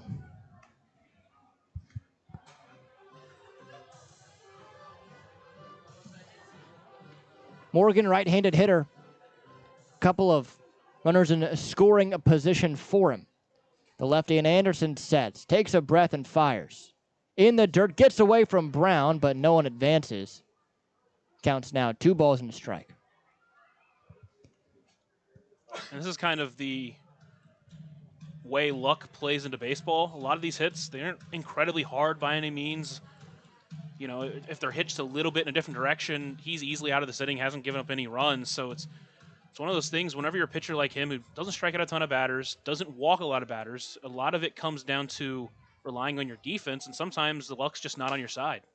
2-1 is popped up on the infield, right side. Under it, Graham Brown nearing the line and makes the catch as he falls down on his rear, but he hauled it in for out number 3.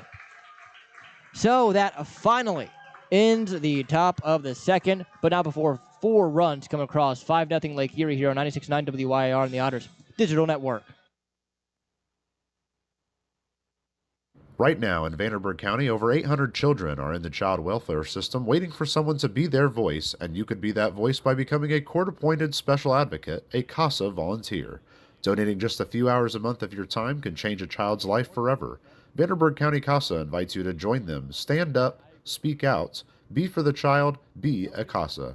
For more information, visit vandcasa.com. That's VAND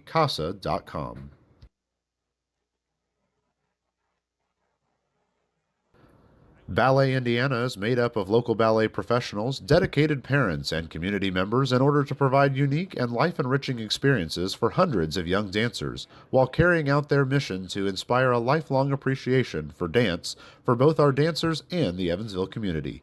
More information on Ballet Indiana and information about their upcoming performances is available at balletindiana.org.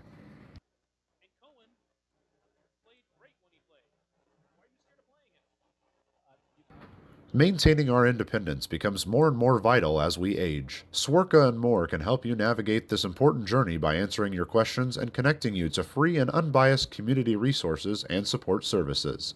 If you are seeking advice for yourself or a loved one, let Swerka be your first call. More information available at swerka.org or by calling 812-464-7800.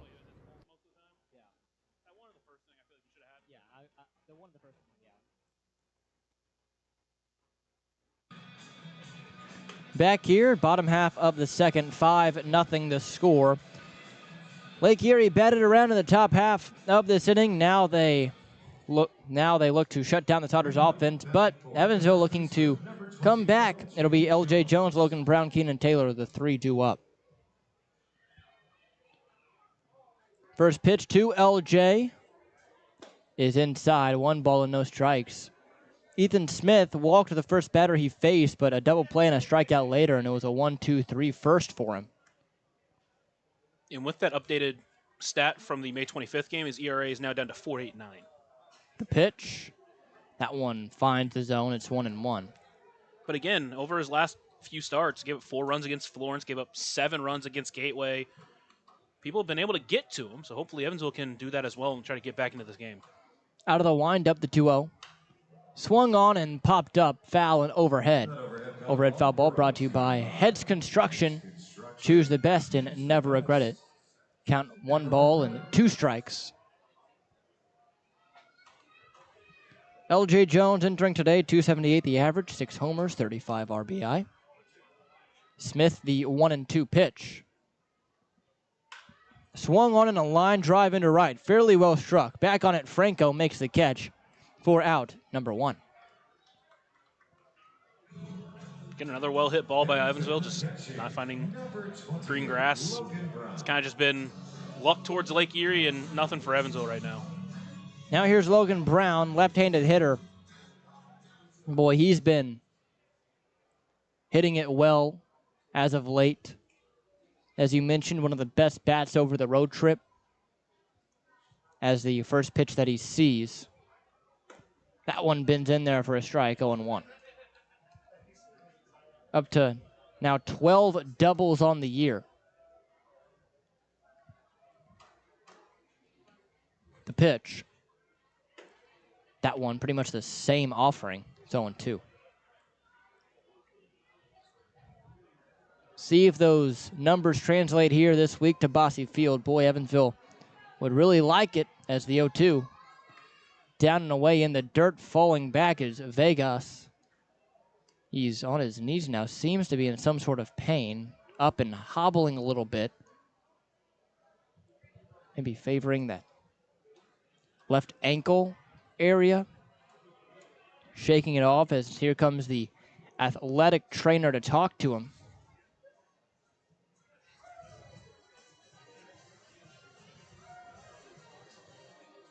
Manny Economos. Talking to him just behind the right field batter's box.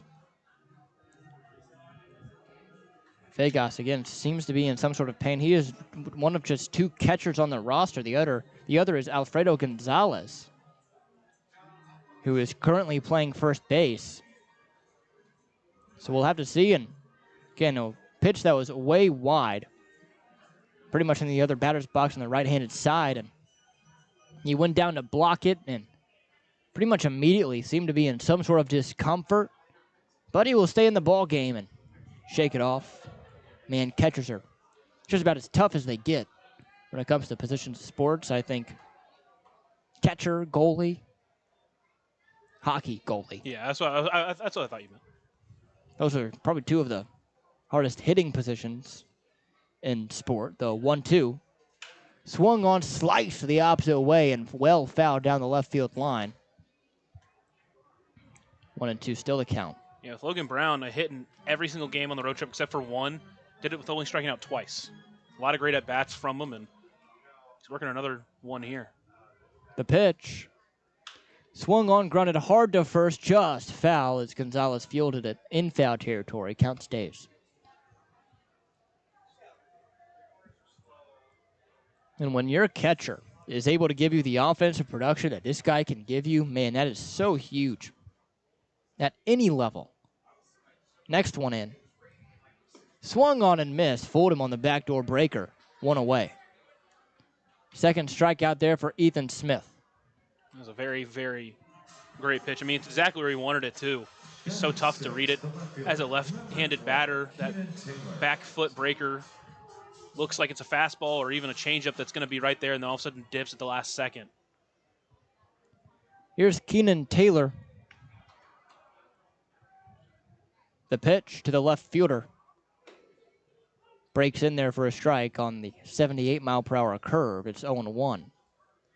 Keenan, 8 homers on the year, 41 RBI, an all-star starter here in 2025. It's the 0-1 pitch. That one missing inside on the fastball. It's 1-1. I think if Dennis Pierce had a full season of action under his belt, he probably would have joined Taylor in that starting lineup for the All-Star game. I don't know if he would have been a starter. There's a lot of really good third basemen. Next pitch. Missing outside, 2-1. or at least would have been on the roster. I mean, you would think. Yeah, I think he would have been on the roster. Yeah. Because I looked at, Pavin was on the ballot. He was listed as a third baseman. If he was listed as a shortstop, I probably would have voted for him. That's just how good the third basemen were. 2-1 pitch.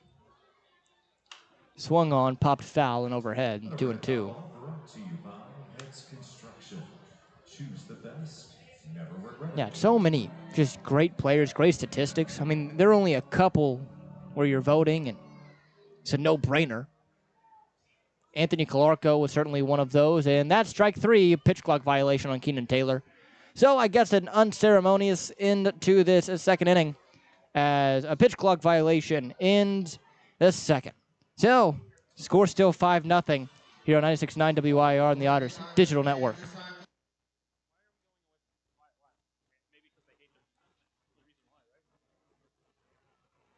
Right now in Vanderburgh County, over 800 children are in the child welfare system waiting for someone to be their voice, and you could be that voice by becoming a court-appointed special advocate, a CASA volunteer. Donating just a few hours a month of your time can change a child's life forever. Vanderburgh County CASA invites you to join them. Stand up, speak out, be for the child, be a CASA. For more information, visit vandcasa.com. That's VAND-CASA.com.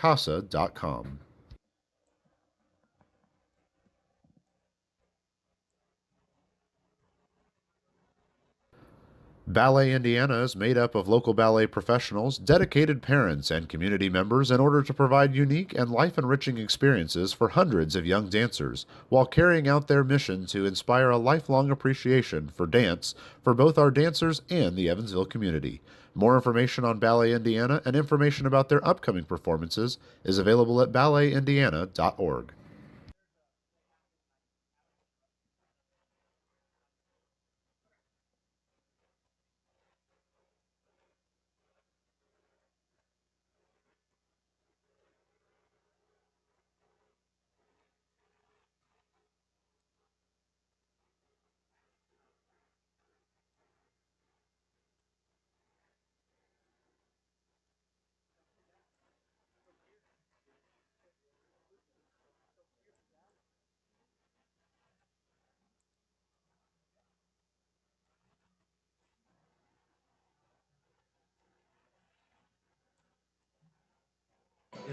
Hello, everyone, and welcome back to historic Bosse Field. Top of the third, 5-0 Lake Erie. Currently, Jackson Maloof now on the mound as the first pitch is in there for a strike, 0-1. I'm joined by Hannah from CASA. Thank you so much for joining us here this afternoon. Just tell us a little bit about your organization, what you guys do for the community. Yeah, so thanks for having us. CASA stands for Court Appointed Special Advocates. So we're a volunteer-driven organization that spends time with children who've experienced abuse or neglect and are involved with the Department of Child Services. So we advocate on the behalf of them in the courtroom. So we are their voice in the courtroom.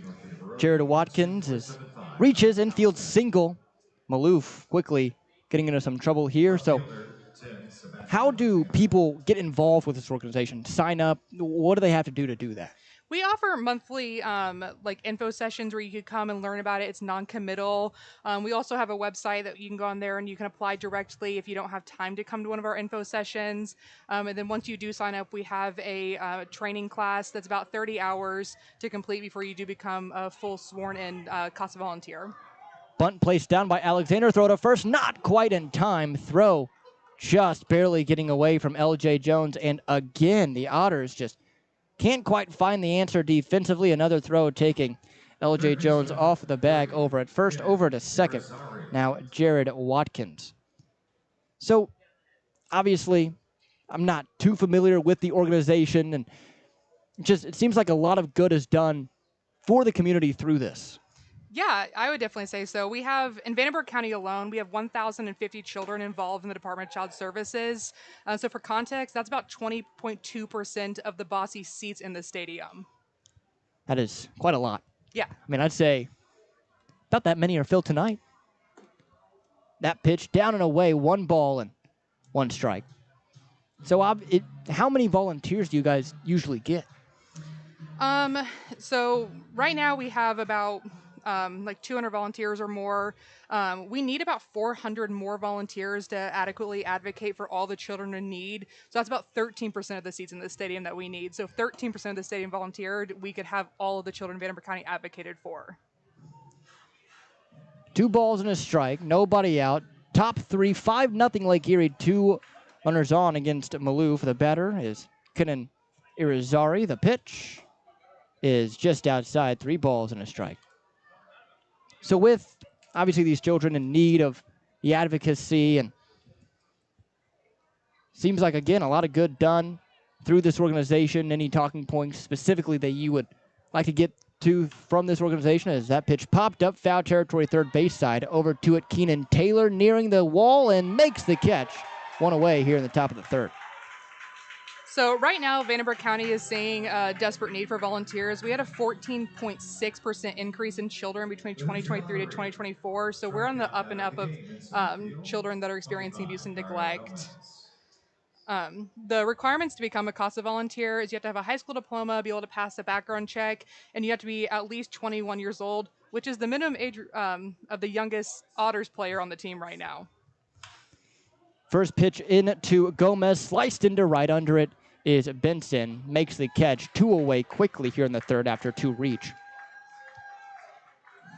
So obviously, you know, everyone has a soft spot for children. At least I would think. I think it's a pretty easy sell to people to try and get involved with this organization.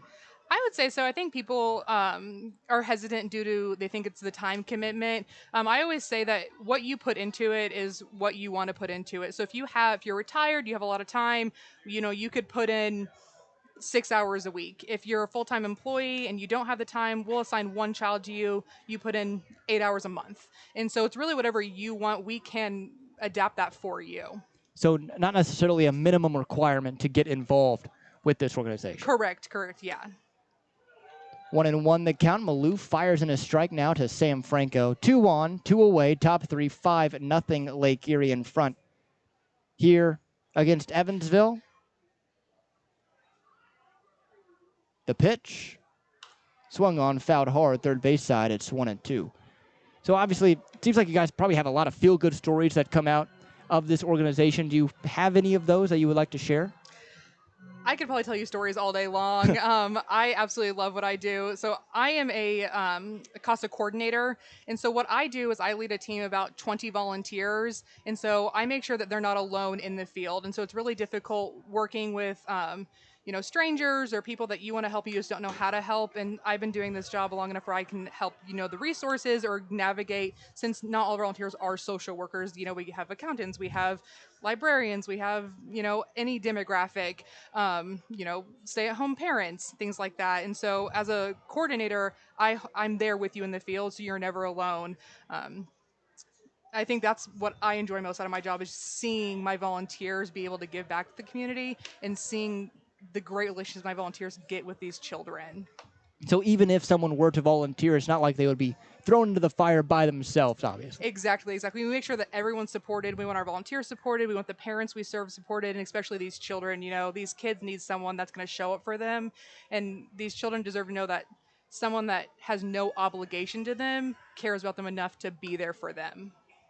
That pitch up and away to Franco. 2-2 the count. 2 away, top 3, 5-0 Lake Erie. And I feel like everyone needs an advocate, especially children in need. And it just seems like such a good thing to get involved with. Oh, for sure. It's easy for children to get lost in the system. The state has a lot of policies they follow and a lot of regulations, and these parents are trying the hardest. A lot of our parents are trying the hardest they can, and these kids are just being forgotten. So we're here to make sure, do they need therapy? Let's get that. Do they want more time with their parents? Let's get that. How can we help them in the most difficult time of their life? Jackson Maloof, a huge strikeout to end this top half of the third. Hannah, thank you so much thanks for joining us. We'll be back for the bottom half, 5-0 Lake Erie here on 96.9 WIR on the Otters Digital Network. Thank you.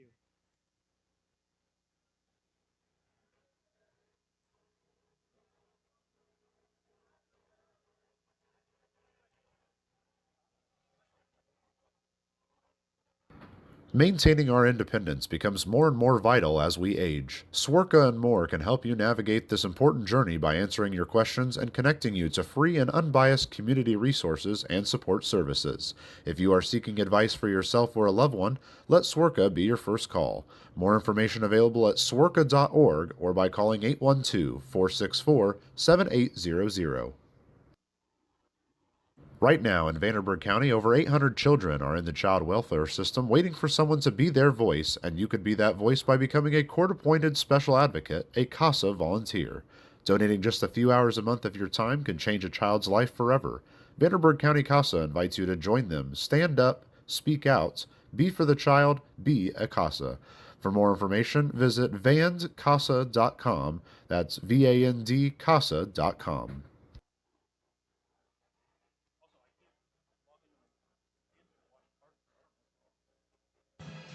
Bottom half of the third, 5-0 Lake Erie. Jackson Maloof got into a sticky situation in the top half, but was able to get out of it successfully and now gives his offense a chance to come in here and hopefully get a couple of back. Yeah, it was a couple of softly rolled balls to the left side, and those are incredibly hard to make. The second guy bunt to do that? Or? Yeah. Yeah, that's what I thought. I didn't see it completely, but yeah, but both of them were very hard plays, couldn't make them, but good job to work around that, and Evansville's still in this ball game. Here's J.J. Cruz to lead it off here in the third. First pitch to him from Ethan Smith, who begins the wind and fires. That one just missing low, and it's 1 ball and no strikes. The Otters have went down 1, 2, 3, 4, 5, 6 in the first 2 innings. Next one in is swung on and lined foul down the left side. It's 1-1. Didn't get to say too much about it in the top of this inning, but Dennis Pierce has exited the ball game. Mason White now in left, Keenan Taylor at third.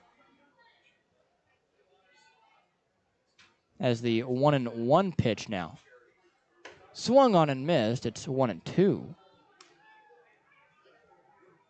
So we'll see if that comes out to anything or if it was just a game time decision.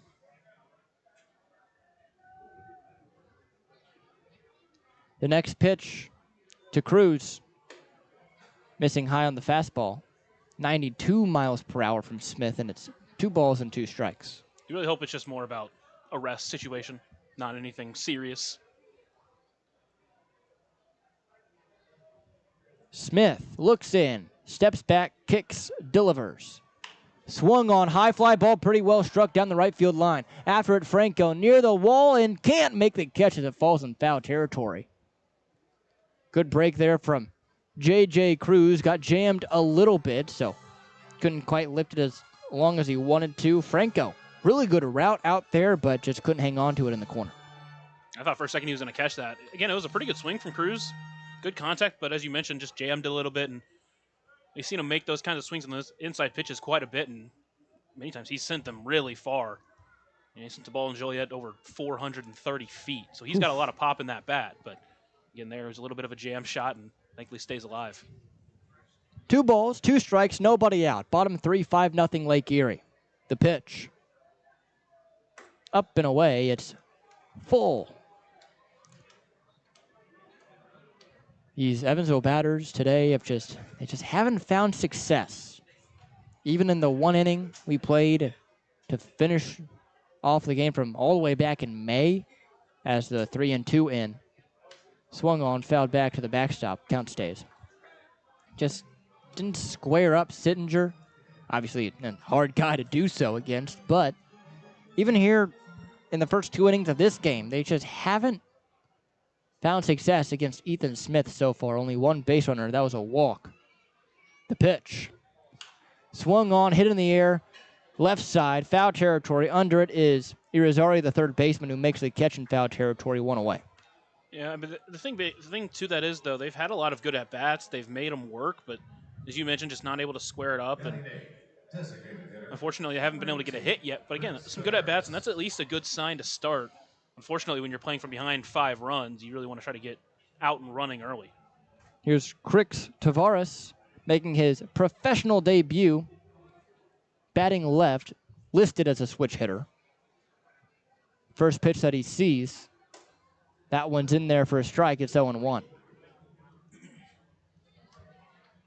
You know, I really hope, now that you said we don't have a hit yet, that we did the opposite jinx, and we do get a hit now. It's the 0-1. Low 1-1. Yeah, Ethan Smith out there working a great no-hitter right now. Yes, he is. 2 1/3 of no-hit baseball. You hear that? No. That's basically 4 1/3 with a 7-inning game. True. The 1-1. Swung on and missed, 1-2. Hopefully the baseball gods heard us say no hitter. No hitter.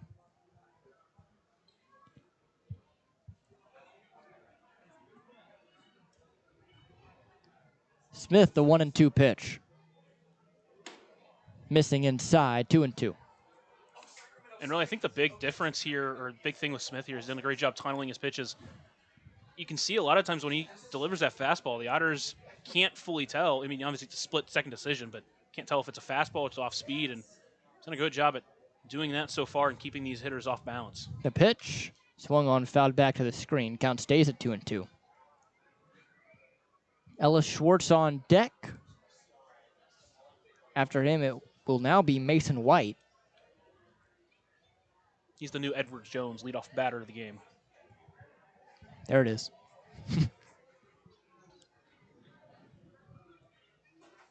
Here is the 2-2 from Smith. Looks in, steps back, kicks, fires. Swung on, looper down the left side. Over to it, Irizarry can't make the catch. Drops in foul territory, count stays at 2-2. Little pump fake there from Smith. Has he done that? You notice that before, or is that a first-time thing? I think that's the first time thing. Little nasty Nestor action. Nasty Ethan Smith, I guess we could call him. Sicko Smith. Sicko That's not good. As long as it's alliteration, I think it counts. Now we just need to think of one with an E. The 2-2. Up and away, 3-2, another pump fake. Getting a little showy with it. Ecstatic Ethan? No, that doesn't. No, that doesn't roll off the tongue. Extra Ethan. The pitch swung on and missed for strike 3. Ethan Smith walking towards the dugout. Thought it was out number 3. Just out number 2. Don't worry. Extra Ethan. 4th strikeout for him, though. Here's Ellis Schwartz. If you can't tell, we try to have fun up here. We try. Trying to, at least. Schwartz stands in. The pitch. Squares around, but pulls back, and the ball gets to the backstop, 1-0. Schwartz, 288 average. 3 triples on the year. Again, he's been doing this in some limited action with so many of the, when you look at some of these moves like Pavin and Mendham not being on the team right now, it's like it's freeing up a spot for a guy like this who's played really well when he's gotten the opportunity. Next one misses inside as well, 2-0. Working on an 8-game hit streak that started at the beginning of July. 2 triples over the weekend in Ottawa. Both of them were really big hits. His triple in the Sunday game at that point made it a 1-run game in the 8th. So he's come up big in a lot of spots. Next one. That one catches the zone on the top edge. 2-1. You hope that he's able to keep up this same production. Still play with that chip on his shoulder that he's been playing with. He certainly earned this position in the order. Next one he sees. Swung on and missed. Way out in front of that offering. 2-2. Like a changeup, given the spin rate and speed of that offering from Smith. And obviously right now he's up there, no hits in the game, there's no one on, but with the way this game's going, just getting on base here would be huge for this team right now, just to try to break into him. This is going to be a little off topic, but even with the sun down, it is so hot. I know, off topic, I know. Here's the 2-2 pitch. Swung on, broken bat, pop up to third. Play made easily for out number 3. So, that ends the 3rd. Evansville sends 9 up, and 9 go back down. We go to the 4th, 5-0 Lake Erie here on 96.9 WIR and the Otters Digital Network. Ballet Indiana is made up of local ballet professionals, dedicated parents, and community members in order to provide unique and life-enriching experiences for hundreds of young dancers, while carrying out their mission to inspire a lifelong appreciation for dance for both our dancers and the Evansville community. More information on Ballet Indiana and information about their upcoming performances is available at balletindiana.org. Maintaining our independence becomes more and more vital as we age. Swerka and More can help you navigate this important journey by answering your questions and connecting you to free and unbiased community resources and support services. If you are seeking advice for yourself or a loved one, let Swerka be your first call. More information available at swerka.org or by calling 812-464-7800.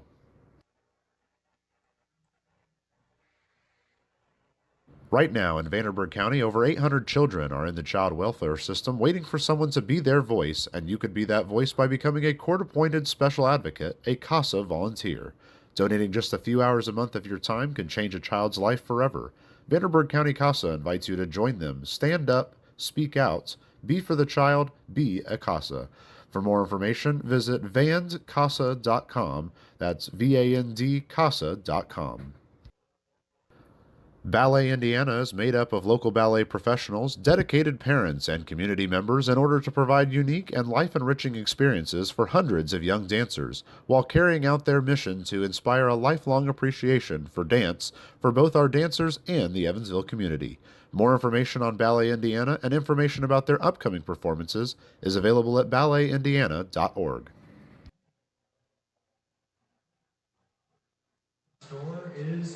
Back here for the top of the fourth, Jackson Maloof still in the ball game. Pitched a pretty good third inning. We'll see how he does here in the fourth, facing the middle of the order, Alfredo Gonzalez, Scout Knotts, and Derek Vegas. Yeah, looked good last inning. He's really looked good all year. The only real damage that's been done against him was against Quebec, which it's a really good team. You know, they were able to figure him out. He's got a really good off-speed stuff. He has really good control over it. With him, it's just about locating that fastball and being able to not be super predictable. When he got in trouble, it was because couldn't locate the fastball and they were just sitting off speed. Gonzalez takes a first pitch ball down and in, 1-0. At this point, you just need a couple of zeros on that board. As a defense for Evansville, I mean, just so tough as the 1-0. Outside 2-0. To come back against this team, it really is. You get down early against Lake Erie, and I mean, that's why their record is what it is, despite having not a extremely good offense, as the 2-0 is bounced foul, is because that whenever they get in front, it's hard to come back. Yeah, and this, I mean, July and especially into early August, that's whenever the good teams start to really separate themselves. We've seen it with Schaumburg and Gateway. We've seen it now with Lake Erie and Washington. 2-1 is high, 3-1. You know, obviously we've seen it all year with Quebec, but you know, on the other side, we've seen Ottawa really start to shine. We've seen it with Tri-City now. So, I mean, a lot of these teams that really start to make a push late in the season, that's when they really start to separate themselves from the rest of the pack. 3-1, grounded to third, fielded by Taylor. Throw is right on the money. One away. It was a great play there. Because, again, at Bossy Field, a guy who's been playing outfield the entire season, able to read that and make that strong throw to first. Speaking of Gateway and Schaumburg, Joliet currently beating Gateway 3-1. Mississippi and Schaumburg currently tied 1-1 in the bottom of the fourth. Ottawa and Quebec, as the first pitch now to Knotts, is in there for a strike, 0-1. Ottawa 2, Quebec 0. Ottawa, last time they played Quebec was the, I think, fourth time out of 16 they've beaten Quebec in a series. Swung on, line drive, base hit into left. White cuts it off. He will throw it in. So Scout Knotts with a one-out single, his first hit of the evening. Catcher for Derek Vegas. In divisional news, Windy City is currently beating Florence 3-0. Washington over top of New Jersey 6-1. First pitch into Vegas is swung on and missed, 0-1. Boy, Maloof is working much faster than Anderson was.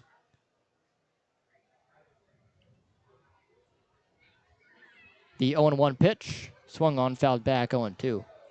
Maybe some MLB scores. First of all, just want to shout out my Cleveland Guardians. 10-1 over Colorado. Hopefully no one's gambling in the dugout. I don't know, but I don't know. Feels like it might be a team sport at that point. Maybe the 0-2, never mind pickoff move. It was close, but back with a half dive was not. Brewers over the Cubs, 2-1. Boy, the Brewers have looked good. Talk about really starting to come back as the season goes on. Obviously I'm not really rooting for either team being a Cardinals fan, but I just really don't like the Cubs. So watching the Brewers beat them is really fun. The 0-2, just missing outside. 1 ball and 2 strikes. Well, speaking of the Cardinals, They're losing. 2-0 to the Marlins. Hey, the Marlins have been really good as of late, too. That is true. And we won game 1 of the series. But we did just lose a series to the Rockies. 1-2, swung on and blasted to left. Back on it is White. Near the track, near the wall. It's off the base of the wall.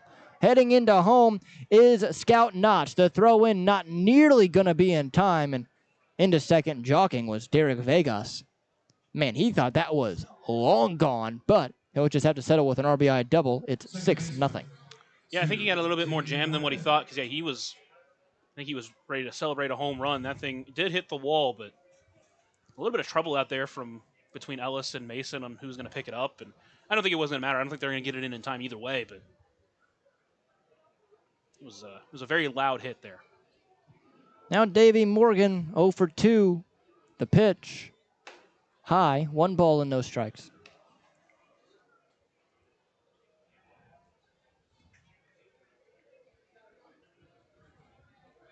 Do you think Banned for Life, as the 1-0 pitch, is in there 1-1? Think that counts for independent teams? Oh. I'm saying Emmanuel Clase, future Evansville Otter. Unfortunately, I think since it is MLB affiliated, technically, I think, but I don't know the rules on that. Interesting. 2-1 the count. We'll have to search that up. Do a little research. I think the punishment should be forced to play in the Frontier League. Oh, the 2-1. Swung on, grounded up the middle, sneaks through for a hit. On his way home is going to be Vegas. The throw in from Schwartz is going to be cut off by Jones. No throw at all. Make it 7-0, Lake Erie in front. And I think the pitchers should go to the worst offensive team, or worst pitching teams.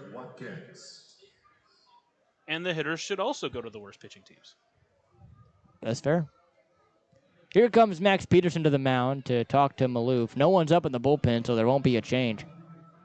Again, it's just one of those things where I don't think has as much control over the fastball as you would want. And again, the off-speed stuff doesn't look bad. It's just whenever you're only able to throw that for strikes, you get predictable and they're able to start making contact. Again, that was the problem in Quebec, and that's the issue here. But it's just one of those things that you can still work on, obviously, and get better at. And with Maloof, especially the way he's looked, ton of potential, and hopefully able to really start correcting that and continue to be a good arm out of the bullpen, or even potentially a starter if it comes to that at that point. Again, career starter in college. First pitch to Watkins is high, 1-0. Watkins is 1 for 2 with an infield single. The last 3 have reached for Lake Erie, the past 2 with RBI, the 1-0. That one is a strike, just catching it at the knees. It's 1-1. Red Sox over the Twins, 4-0 as well in the major leagues. The 1-1 swung on, fouled back 1-2. Royals over the Braves, 4-0. How about that, Matthew Will? Yankees, sadly, over the Rays, 6-3. Sorry, all you Yankee fans out there, but I just can't forgive after the postseason last year. The 1-2, low, 2-2. Tell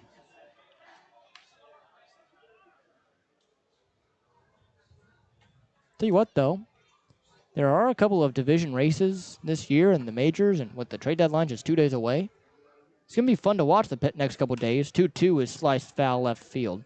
Count stays at 2-2.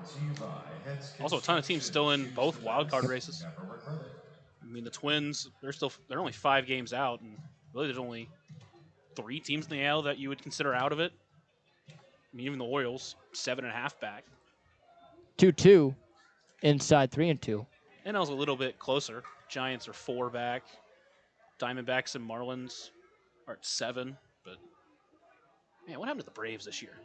That start they went on was just so bad. The 3-2 outside for a ball, and it's going to be a walk. 4 straight have now reached. Runners on at first and second. 7-0 to score, top 4, Lake Erie in front. The Braves, they started, 0-7?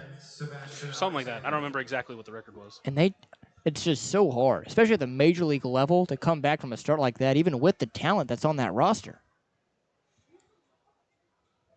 And the pitch inside to Alexander, 1-0. And they're in an interesting spot because they have a roster to contend, but they're out of it. So the question is, do you sell or do you trust it for next year? 1-0 pitch is inside, 2-0. I guess that's why I'm not a front office member of a major league team. They probably already have that question figured out. 2 balls, no strikes, 1 away. 7-0 Lake Erie, 2 runners on. The pitch. Inside, ball 3. Yeah, for the Otters here, this is probably, this is worst case scenario because your bullpen, again, mentioned super light right now. You only had 5 that are listed as available. Malouf's already out there. Thankfully, it's only a 7-inning game, but still a lot of outs to get. That one in there for a strike, 3-1. That's why it almost surprised me that Anderson, yes, he had given up 5 runs, but he wasn't even brought out for the third to give a look. Yeah, and especially the way it was done, wasn't like he was giving up a ton of hard hit balls. It was just a lot of things finding gaps and finding holes in the defense. There were multiple infield singles as well. So, obviously stats-wise doesn't look like a good start, but at the end of the day, it's kind of what you should have expected from a guy like Anderson. Doesn't strike out a lot, doesn't walk a lot, relies on his defense, and unfortunately, luck wasn't on his side tonight. 3-2, broken bat dribbler to the third. Fielding it is Taylor. Throw to first is just barely going to be in time. Sounds like a broken bat. Keenan Taylor with a phenomenal charging play over at third. Throw right on the money to get the speedy Alexander. And all of a sudden, there's 2 away, and now a chance to get out of it. Third baseman, 3. Well, Taylor's came in and played a great third base. Now, Kenan Irizarry, boy, I know you're already down 7-0, but you need to get out of this inning without any more damage. There's someone up in the bullpen. It's Nick McAuliffe. The pitch in there for a strike, just catching the down and away corner. Boy, what a spot from Jackson Malouf on the breaker. 0-1.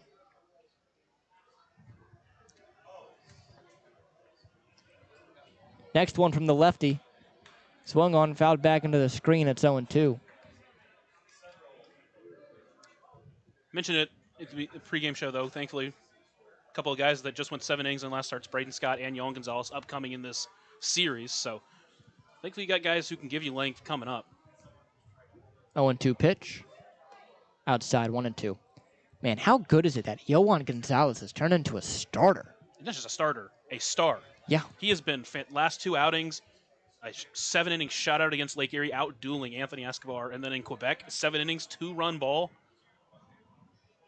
1-2, swung on, lofted in the air to center, fairly shallow. Charging in on it is Schwartz. Back on it, Cruz, but Schwartz makes the catch for the third out. So, 2 runs score again for Lake Erie. It's 7-0 going to the bottom of the 4th here on 96.9 WYR on the Otters Digital Network.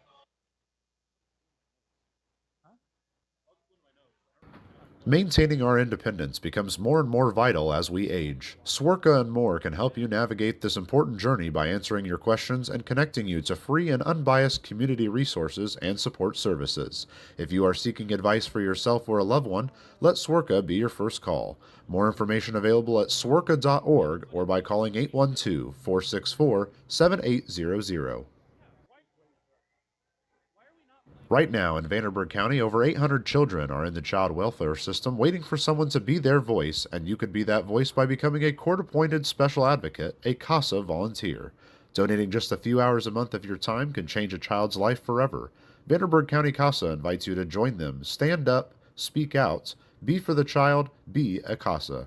For more information, visit vandcasa.com. That's VAND-CASA.com.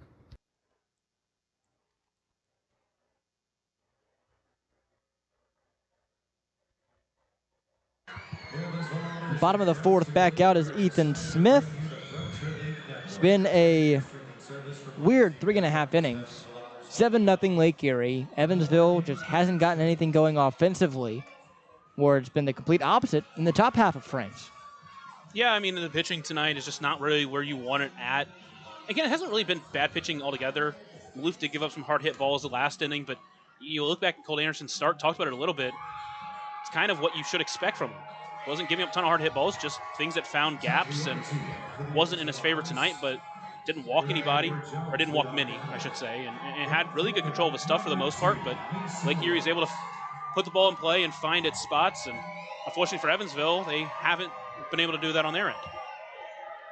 Here comes Mason White, his first at-bat of the night, pinch hitting for Dennis Pierce, who was taken out earlier in this game as the first pitch to him. In there for a strike. I'll tell you what, though. Mason White, Jailhouse Rock is a walk-up song.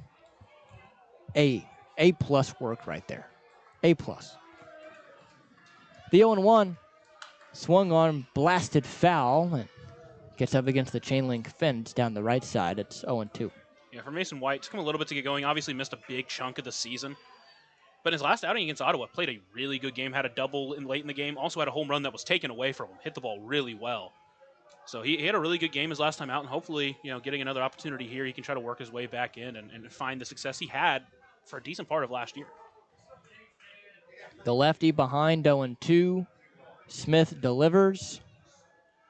Swung on, popped foul, left side. Charging over is Irizarry, but it's well out of play. 0-2 still. So we're 3.5 innings in. 7-0 Lake Erie. They have 12 hits, no errors. Evansville, no runs on no hits. I'll say right now, Keenan Taylor's making a big push to try to be the starting third baseman. Yep. That play last inning was no joke. The 0-2 now. Swung on, foul, 0-2 still. You got a look over there the first time this team went up to Lake Erie at third base, but just hasn't gotten a look over there since until tonight. I've seen him during BP at times, taking grounders and looks smooth. Again, career infielder at Purdue and Butler. The 0-2 swung on, fouled off the end of the bat left side and slicing out of play. And I said earlier, he's turned himself into a really good left fielder defensively. He's done a really good job at getting the balls in quickly and getting them in with strong throws. But man, that play at third base is something not many people can do. Just goes to show you how good of a ball player he is, as the 0-2 pitch swung on and missed for strike three, fifth strikeout for Ethan Smith. As you look at him, really the first time he's been thrown into a full-time outfield position, turns into an all-star starter at that position. And then he goes and makes a play like he did the last inning over at third. I mean, not many people can do that. Yeah, and he's in a little bit of a slump offensively, but he hasn't let him affect him defensively, which can be tough at times. First pitch now to Graham Brown, down and away, not even competitive, 1-0.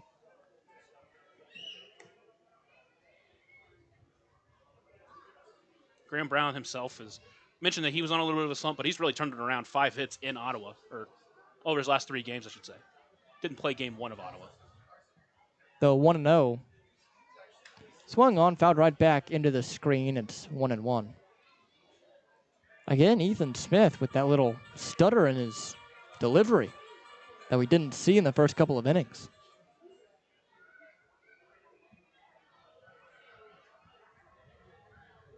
Here's the 1-1 pitch from the Lake Erie right-hander out of the windup. That one missing down and away. 2 balls and a strike. This Evansville team, it's not like they haven't had competitive at-bats tonight. Just struck out 5 times and haven't been finding holes. 2-1. That one missing inside, 3-1. I mean, even in that bat for Mason White, he went down 0-2 and struck out, but a few of those 0-2 pitches he fouled off, stayed alive, and eventually he did go down, but it's not a bad at-bat by any means. The pitch Swung on, high fly ball, deep left field. Back on it is Alexander. See ya.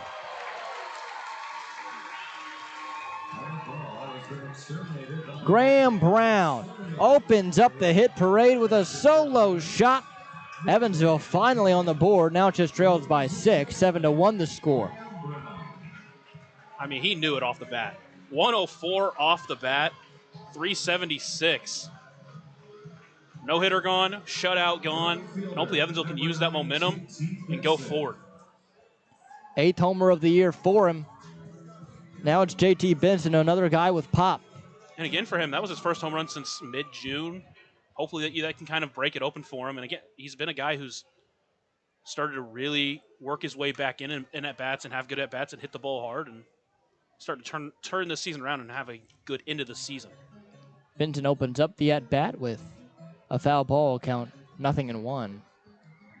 Evansville finally getting on the board here.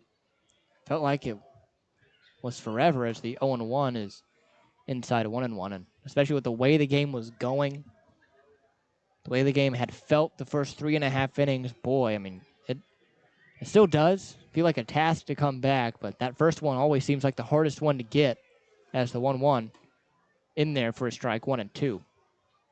Now hopefully that opens something up for the Evansville offense.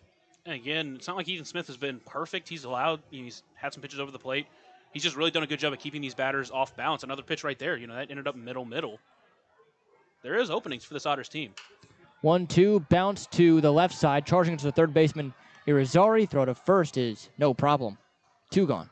And for Benson, his first game in a week.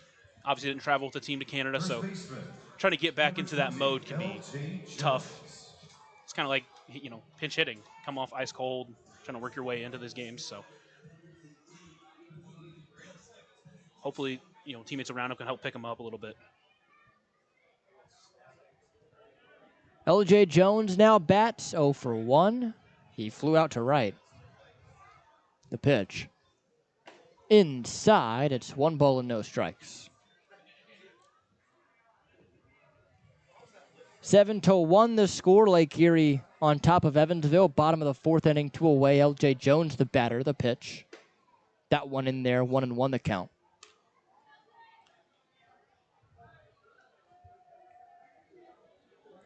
Evansville looking to come back against a very strong Lake Erie pitching staff. The 1-1. Swung on high, bouncer to third. Fielded by Andy McCauley. 1-2. He still got it over there. He's trying to show he can still play second base. Put him in the field. Another look around the Frontier League as Gateway still 3-1 trailing Joliet. Bottom of the 5th. Schaumburg and Mississippi still tied at 1. Bottom of the 5th as well. Here's the 1-2 from Smith. Swung on and missed. Really fooled Jones on that one. And that is going to be out, number 3. So 6 strikeouts now for Ethan Smith, but the Otters get on the board with a solo shot from Graham Brown. 7-1 the score here on 96.9 WYR and the Otters Digital Network. Ballet Indiana is made up of local ballet professionals, dedicated parents, and community members in order to provide unique and life-enriching experiences for hundreds of young dancers, while carrying out their mission to inspire a lifelong appreciation for dance for both our dancers and the Evansville community. More information on Ballet Indiana and information about their upcoming performances is available at balletindiana.org. Maintaining our independence becomes more and more vital as we age. Swerka and more can help you navigate this important journey by answering your questions and connecting you to free and unbiased community resources and support services. If you are seeking advice for yourself or a loved one, let Swerka be your first call. More information available at swerka.org or by calling 812-464-7800. Right now in Vanderburgh County, over 800 children are in the child welfare system waiting for someone to be their voice, and you could be that voice by becoming a court-appointed special advocate, a CASA volunteer. Donating just a few hours a month of your time can change a child's life forever. Vanderburgh County CASA invites you to join them, stand up, speak out, B for the child, B at CASA. For more information, visit vandcasa.com. That's VAND CASA.com.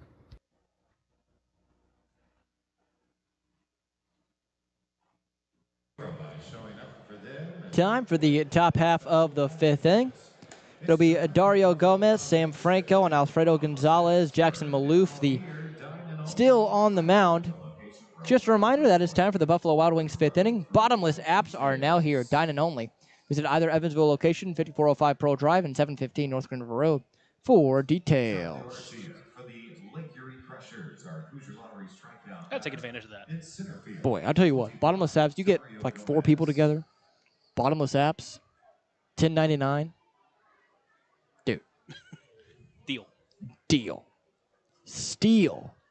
Can we broadcast from B-Dubs one of these games? We should ask. We can just put a feed up on one of the TVs and broadcast from there. Or have B-Dubs delivered to us. The 1-0 in there for a strike, 1-1. I was thinking like live show type thing where people, they get into it. Oh, okay. You know, Yeah, they're I like got you. cheering us on from there. See if one of us can. What's their challenge? What's their hot wing challenge? Oh, I can't do that. It's the 1-1 is The Blazin'. jam shot foul. The Blazin'? Challenge. I don't know if that's what it's called, but I think that's what it is. I can't do it. Wonder what the world record for a Blazin' challenge is. It's time to look it up. I bet Matt Stoney's done it. Oh, I guarantee it. And I mean, that dude will put down wings in like a minute. The 1-2 pitch swung on, fouled off again. So you have to eat 10 Blazing wings in 5 minutes or less. Yes, I am aware of that. I don't know if there's like probably a kept time, but I bet you could look online and see if someone has it. The 1-2 again, up and in. Nearly got him 2-2.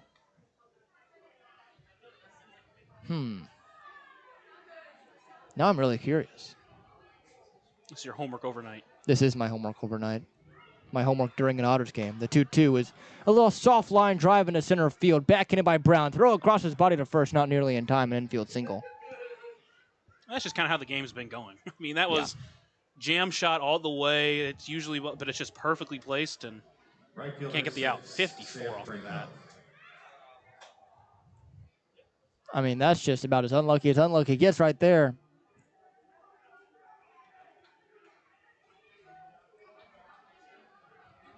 Now, I can't tell you, as that one is grounded hard and past the diving glove of J.J. Cruz for another single, 2 straight on 2 straight pitches. Runners are now on first and second after Sam Franco with the hit. I can tell you the world record for how many chicken wings have been eaten in 12 minutes. Oh. Guess. Don't look at the laptop. In 12 minutes. 12 minutes. I'll have you sit on it. At least 7. That's probably true. As Gonzalez takes a strike, it's 0-1. I'm just thinking how much I could eat in 12 minutes. Probably, I mean, if I really wanted to, maybe 20. So triple that, 65. It's the 0-1 pitch. Swung on, tapped foul. It's 0-2. I'll give you another guess after this at bat. Really think about this one. I mean, think about guys like I'm not read up. Joey on my, Chestnut. Well, with hot dogs. I was trying to think of Matt Stoney, but I'm not read up on my chicken wing facts.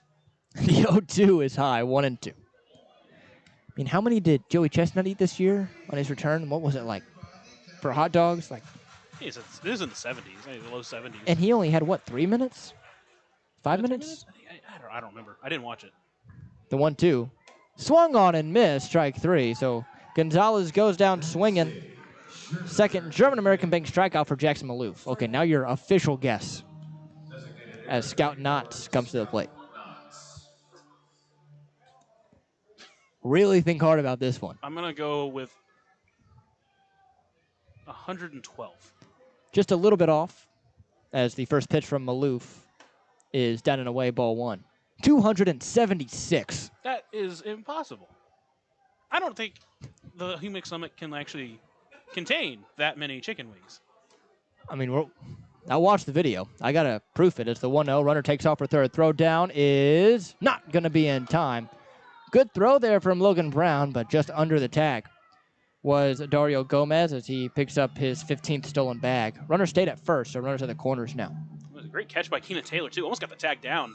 I don't know if he tried to slide forward or if he actually accidentally started falling, but made it close.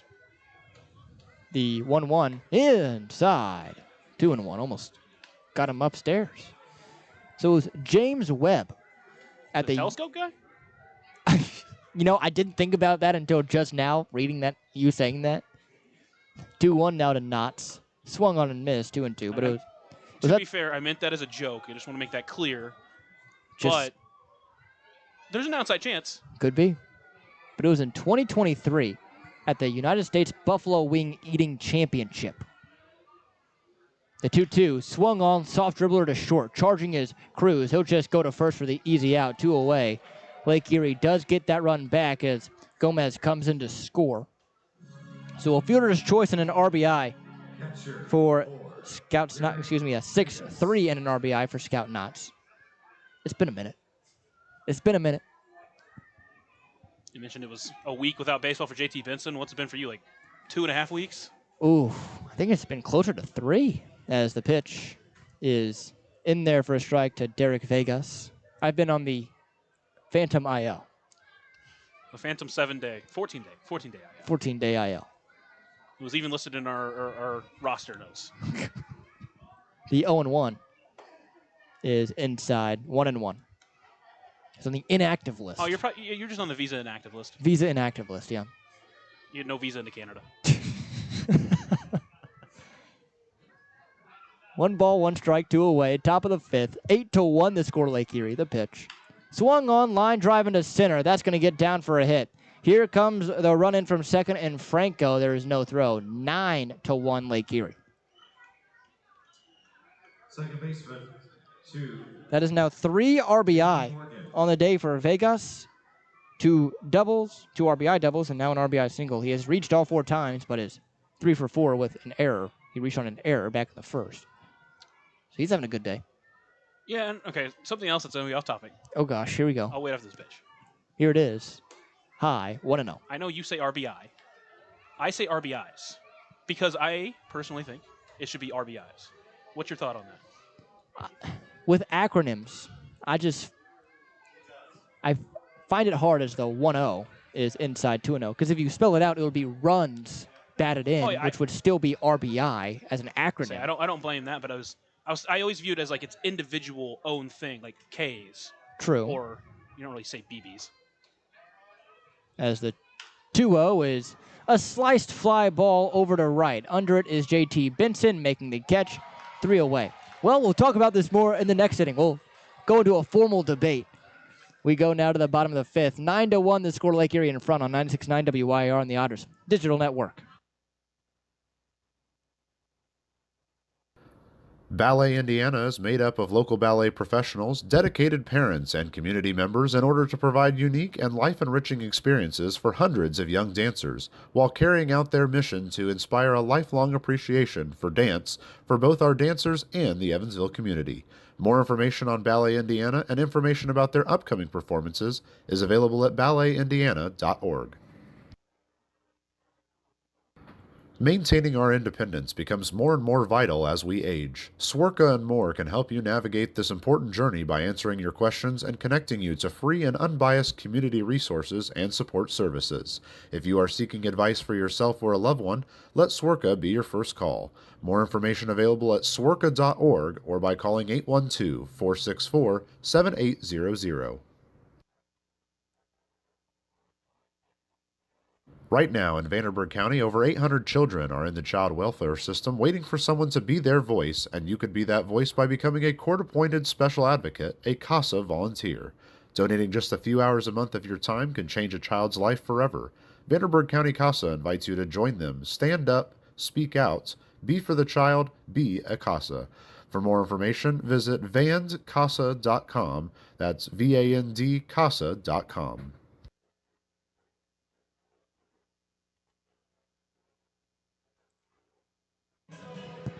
Back here, bottom of the 5th, 9-1 Lake Erie now. They are in front. Ethan Smith still on the mound for the Crushers. I mean, why not? Might as well save the bullpen. Yeah, I mean, you already used Sittinger today, so obviously you're probably not going to use him. Well, you're not going to use him now at this point. So let him pitch out there. And again, he's a guy who's been kind of struggling a little bit through some starts, so let him stay out there and keep working where he's looked really good so For the far. Evansville Otters, the It'll be catcher, Logan Brown, Keenan Taylor, J.J. Cruz, the 3-2 up. 8 runs to get. You have 9 outs to get them. So you're saying there's a chance. I mean, there's always a chance. There's always a As long chance. as you have 1 out, One of the it's the great beauty of baseball. I was about to say one of the great things about this game. First pitch into Logan Brown. That one drops low. 1-0. Brown is 0 for 1, struck out back in the second. Sun almost completely set as the 1-0 pitch.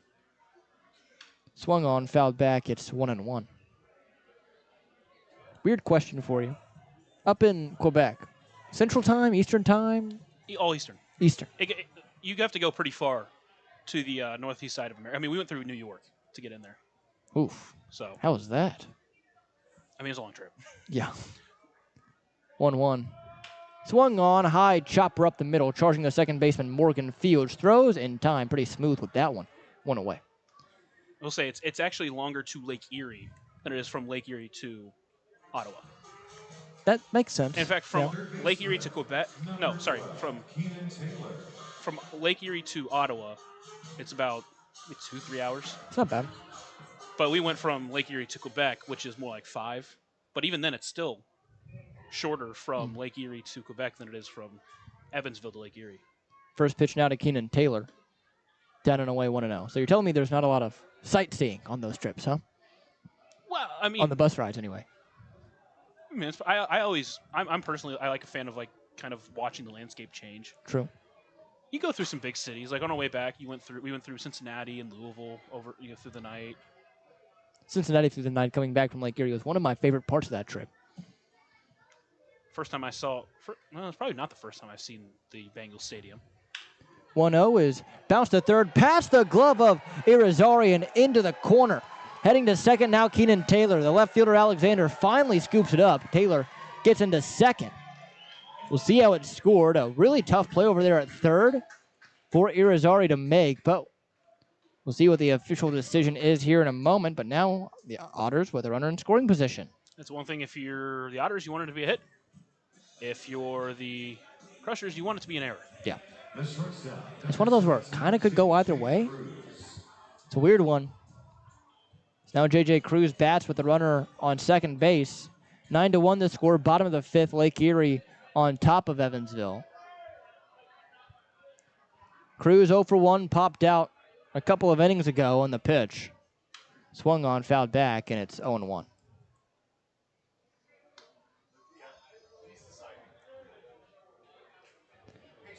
Nothing in one out. On second stands Taylor. And the pitch from Smith. Inside, it's 1-1. You can officially say that was a deer-head double-decker double. They give it a hit. Announced from the ever so great Zane Clodfelter. Deerhead, double-decker, double. A Deerhead double-decker bus.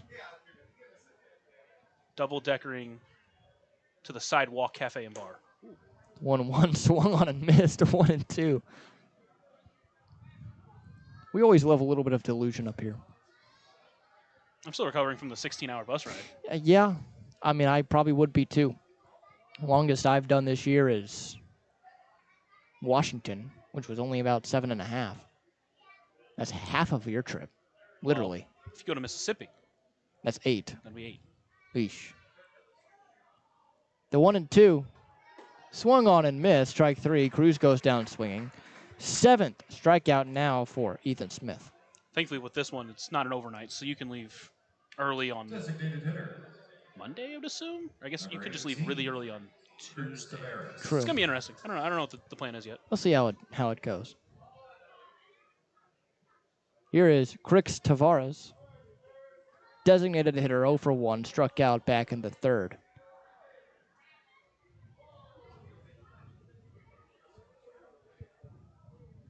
And the pitch is high, 1-0. That's one thing about the baseball schedule. The travel is a lot.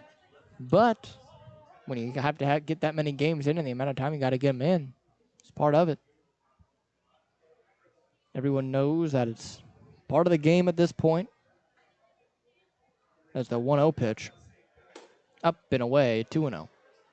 With how fast this league's been expanding and everything, it's been cool to see from the outset, obviously, but it does definitely put a bigger emphasis on the amount of travel. If you go from Mississippi to Canada, I mean that's It's a long one. That's from the bottom of the country to above the country. This is true. 2-0 pitch. Swung on, fouled back, and it's 2-1. There's really only one other schedule that I think would be comparable to baseball schedule, and it's not a sport. It's a touring schedule for a musician. That is true. I think those are, because other sports you travel, the NBA travels a lot, but you have days off in between. With baseball, you get off the bus and you play a lot of the time. Now, with the NFL, though, you do have some overseas games. That, to me, feels like it would be the hardest. But the one thing with me on that is you have a week to recover from it a lot of the time, especially in these overseas games. It's a 2-1. Swung on and missed, 2-2. They'll travel the Monday before, get the week to acclimate. Yeah, but I'll say, I mean, obviously, I think that is enough time, but when you're trying to practice in within there, as someone who has traveled overseas, that day of jet lag is real. Deuces wild, the 2-2 pitch. Swung on and missed, strike 3. 8 strikeouts now for Ethan Smith, and we end the 5th inning. We now go to the 6th. 9-1 the score, Lake Erie in front. You're listening on 96.9 WYR on the Otters Digital Network. Ballet Indiana is made up of local ballet professionals, dedicated parents, and community members in order to provide unique and life-enriching experiences for hundreds of young dancers, while carrying out their mission to inspire a lifelong appreciation for dance for both our dancers and the Evansville community. More information on Ballet Indiana and information about their upcoming performances is available at balletindiana.org.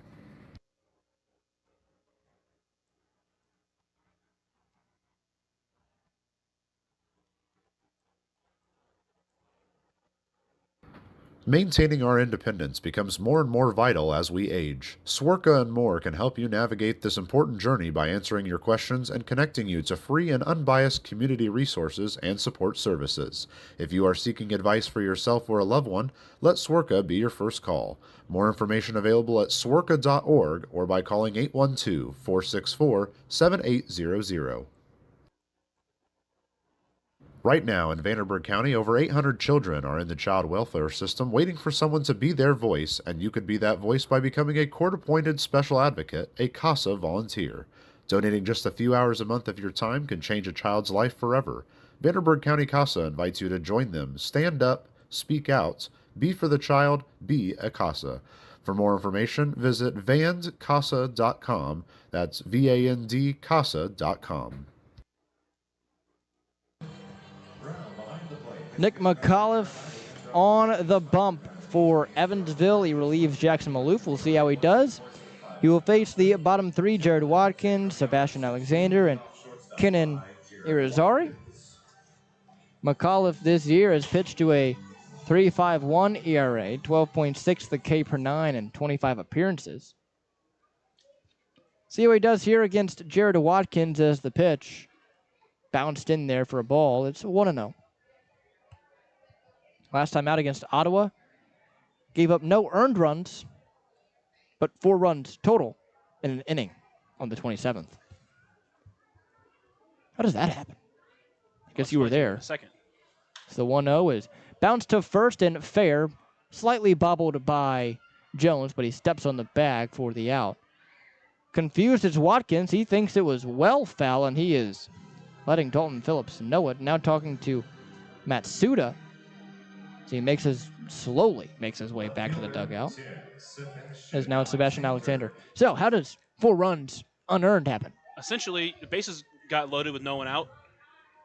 Ground ball towards J.J. Cruz, who was at second base. He booted it. 2 runs scored there. And then eventually all the runners that were on came around to score. So did come unearned. Had a chance to try to get out of that one. That was the inning where Evansville brought it to within 1 in the top half of the inning, but in the bottom half, Ottawa responded. 0-1, foul tipped into the glove, 0-2. And then with the all-star reliever Billy Doobie on the mound. What a name. It's a great name. It's a baseball name right Entered there. the first game with a 1.32 ERA. Evansville scored a couple of runs off of him. But he's an all-star for a reason. The 0-2, well high. It's 1-2. Just noticing there are, on Sebastian Alexander's helmet, he has white athletic tape on the ear flaps. Interesting. The 1-2. Swung on, bounced to short. Charging is J.J. Cruz, and he boots it. He's going to get behind him, and reaching first on the air will be Sebastian Alexander on the E6. That's obviously upsetting there. He'd played such good defense on the road trip, too, at second base up until that mistake in the ninth inning of the final game in Ottawa. And then there, another one that you like him to get, just couldn't get it in. Just tried to hurry himself up a little bit too much and didn't make the play. First pitch to Irizarry misses high. 1 ball and no strikes. And that's really the same thing that happened in Ottawa. Just tried to hurry himself up too much and didn't make the play. And here's the 1-0 from McAuliffe. Swung on, popped up third base side, well foul, 1-1. The score, 9-1 Bad Guys, top of the 6th. Just 1 away here in the 6th inning. It's been a rough one for Evansville, losing in the 1 inning that they played in the resumption of a game from May earlier today. That's the 1-1. Low, 2-1. That one was an extra inning contest. Then so far they've given up 1 in the first, 4 in the 2nd, 2 in the 4th and the 5th.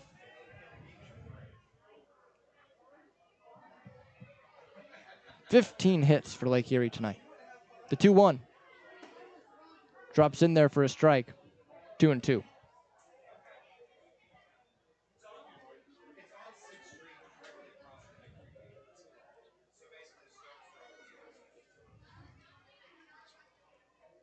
Next pitch in. Called strike 3 on the outer half. First strikeout there for Nick McAuliffe. German American Bank strikeout for Nick McAuliffe. And now Dario Gomez. Gomez has played some really good defense in center field. He had a really good throw in from center field. That was one of the plays of the day to cut down a runner. Got at the top of the lineup, so great defender, great hitter. The pitch. Swung on, fouled overhead. Overhead foul ball. Brought to you by Heads Construction. Choose the best and never regret it. I know you wanted me to finish that, but I was like, I can't take it away. I can't take it away. We can't share the overhead foul ball. Is that not allowed? Is that in the rule book? I think it's actually in our contract. The 0-1 down and away. Clearly 1-1. you didn't read it because it was in there. It was responsibilities are broadcasting every game. Other duties is assigned. Not sharing the overhead foul ball read. I just saw other duties as assigned. It was in double bold, highlighted, and That's the big one. That's the big one. the 1-1 swung on and missed, 1-2. Yeah, they really emphasized that one, didn't they? Yeah, I mean, no, it's been a weird year. We'll just say that. But it's been great. It's been a great year. You always, even if it is some more manual labor stuff, it's always great getting to work around the ballpark. Agreed. It's better than an office. Oh, so much better than an office. The 1-2. Bounced it, slightly gets away from Brown, but not testing him as Alexander. Yeah, the only time I've ever had an office-esque type job, thankfully I didn't even work in an office. Just had a couple of houses. A couple of houses? Yeah, it was a small media company out in L.A. that hires a ton of interns. Okay. Just own a couple of houses in the hills, and you work from there. It's pretty sick. Yeah, it was really cool. The 1-2. Swung on, hit well in the air to right. Back on it is Benson, nearing the track, nearing the wall, leaping, and he can't make the catches up and off the top of the wall. 1 run is going to be in, and Alexander, an RBI double for Dario Gomez. What an effort out there by J.T. Benson, but just not high enough on the leap. I thought it was going. That would have been my call. It's tough to tell. Obviously, with that white wall, it's tough to tell. I've learned my lesson. Wait. Will you wait to make sure? True. I saw the umpire do the safe sign instead of the homer sign. That's what confused me. I was like, what? I thought it was just a home run. Ah, I see. First pitch now to Sam Franco, front door breaker. In there for a strike, 0-1. I'll tell you what, that having Benson play in the either corner outfield, saw him play left field in Gateway, and he had some awesome plays out there. It's a huge benefit to have a defender like him out there. 0-1 pitch, swung on and missed, 0-2. You kind of miss that whenever he didn't travel the team to Canada, so kind of missed that over that last week, is having that great defender to be able to play the corners.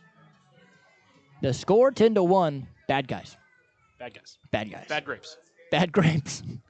0-2 the count to Franco, top of the sixth. You can see they're the purple grapes. The green grapes are where it's at. True. The pitch swung on and missed, strike 3. So McAuliffe, with a couple of strikeouts, gives up an unearned run. And we now go to the bottom of the sixth, 10-1 Lake Erie. Here 96.9 WYR on the Otters Digital Network. Ballet Indiana is made up of local ballet professionals, dedicated parents, and community members in order to provide unique and life-enriching experiences for hundreds of young dancers, while carrying out their mission to inspire a lifelong appreciation for dance for both our dancers and the Evansville community. More information on Ballet Indiana and information about their upcoming performances is available at balletindiana.org. Maintaining our independence becomes more and more vital as we age. Swerka and More can help you navigate this important journey by answering your questions and connecting you to free and unbiased community resources and support services. If you are seeking advice for yourself or a loved one, let Swerka be your first call. More information available at swerka.org or by calling 812-464-7800. Right now in Vanderburgh County, over 800 children are in the child welfare system waiting for someone to be their voice, and you could be that voice by becoming a court-appointed special advocate, a CASA volunteer. Donating just a few hours a month of your time can change a child's life forever. Vanderburgh County CASA invites you to join them. Stand up, speak out, be for the child, be a CASA. For more information, visit vandcasa.com. That's VAND-CASA.com. Back here, bottom of the sixth, Lake Erie 10, Evansville 1. Here at Bossy Field, it's still Ethan Smith on the mound for Lake Erie. Again, we talked about it. Why anybody else at this point? He will face 9-1-2. In case you're unfamiliar, I'm Riley Angel alongside my partner Lucas Macklin. Thank you so much for joining us. If you're still with us here in this bottom of the sixth, thank you. I'd also like to say a happy birthday to Grandma Macklin, watching on home team. Happy birthday, Grandma Macklin. The pitch to Ellis Schwartz outside, 1-0. It's always amazing to have that kind of support, from your family. Agreed. I would agree. How do your parents, or how does your family watch? Home team? They listen. Audiocast? On the audiocast. That's what my dad does. The 1-0 pitch. Swung on and missed, 1-1. My dad actually also bought a home team subscription. They watch it whenever they can, but my brother's baseball schedule, sometimes they're on the road so much they have to listen to it in the car or wherever they're at. 1-1 pitch. Swung on and missed. Boy, he took a hack at that one, 1-2. He's just done a good job of keeping these guys off balance because, you can just tell they're just struggling to read the off-speed stuff. It really is. It's not like he's pinpointing everything and pitching perfectly. He's just doing a good job at basically tunneling the pitches and keeping the Otters hitters off balance. Well, we were talking so much about Home Team Network. Just a reminder, Home Team is the exclusive home of every Frontier League game this year. Check out Home Team Network to sign up today. Get a front row seat to every Frontier League game in 2025. Down and away, the count now 2-2 strikes.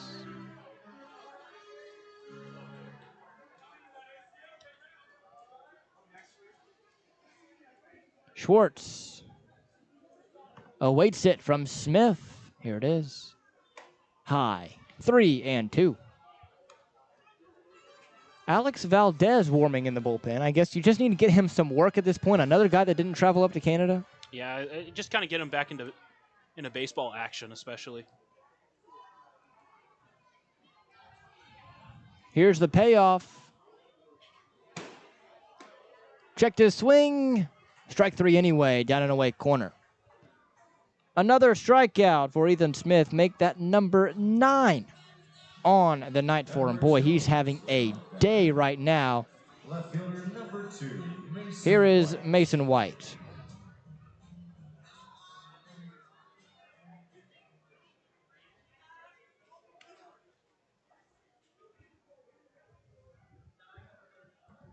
First pitch to White. Down and in. It's 1 ball and no strikes.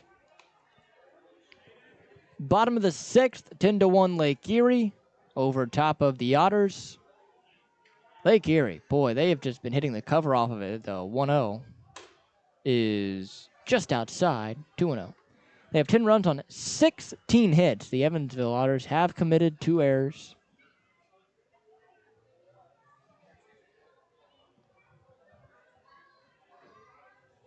Evansville, pretty much the opposite of the day that Lake Erie has had, as the 2-0. Inside 3-0. As they have 1 run on 2 hits. And Lake Erie has not committed an error. Should also say, I believe, didn't mention this, but Davis Spurgeon was released as well. He was sitting on the 7-day IL. And then we do expect again to get JT back either the end of this week or sometime next week. 3-0. High for ball 4. Believe it or not, just the second walk that Ethan Smith has given up today. I mean, man, he's been sharp. And his first one was to Dennis Pierce, the first batter he saw. Yep. Did I say JT? Or You is it did. John Beamer? I meant John Beamer. Second baseman, number I was about to say, I don't want to say anything, but the head was turning a little bit. JT is currently on deck. He is back. Don't worry, guys, in case you haven't noticed. First pitch out of Graham Brown. Swung on, hard grounder to the third, right to the third baseman. Flips to second for 1, over to first for a 5-4-3 double play to end the inning. Well, there it goes. We now in the 6th. We go to the 7th and final frame. The score 10-1. Lake Erie in front here on 96.9 WYR and the Otters Digital Network. Ballet Indiana is made up of local ballet professionals, dedicated parents, and community members in order to provide unique and life-enriching experiences for hundreds of young dancers, while carrying out their mission to inspire a lifelong appreciation for dance for both our dancers and the Evansville community. More information on Ballet Indiana and information about their upcoming performances is available at balletindiana.org. Maintaining our independence becomes more and more vital as we age. Swerka and More can help you navigate this important journey by answering your questions and connecting you to free and unbiased community resources and support services. If you are seeking advice for yourself or a loved one, let Swerka be your first call. More information available at swerka.org or by calling 812-464-7800.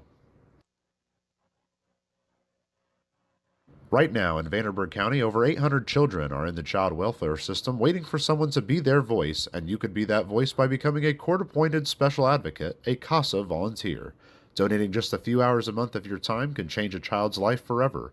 Vanderburgh County CASA invites you to join them. Stand up, speak out, be for the child, be a CASA. For more information, visit vandcasa.com. That's VANDCASA.com.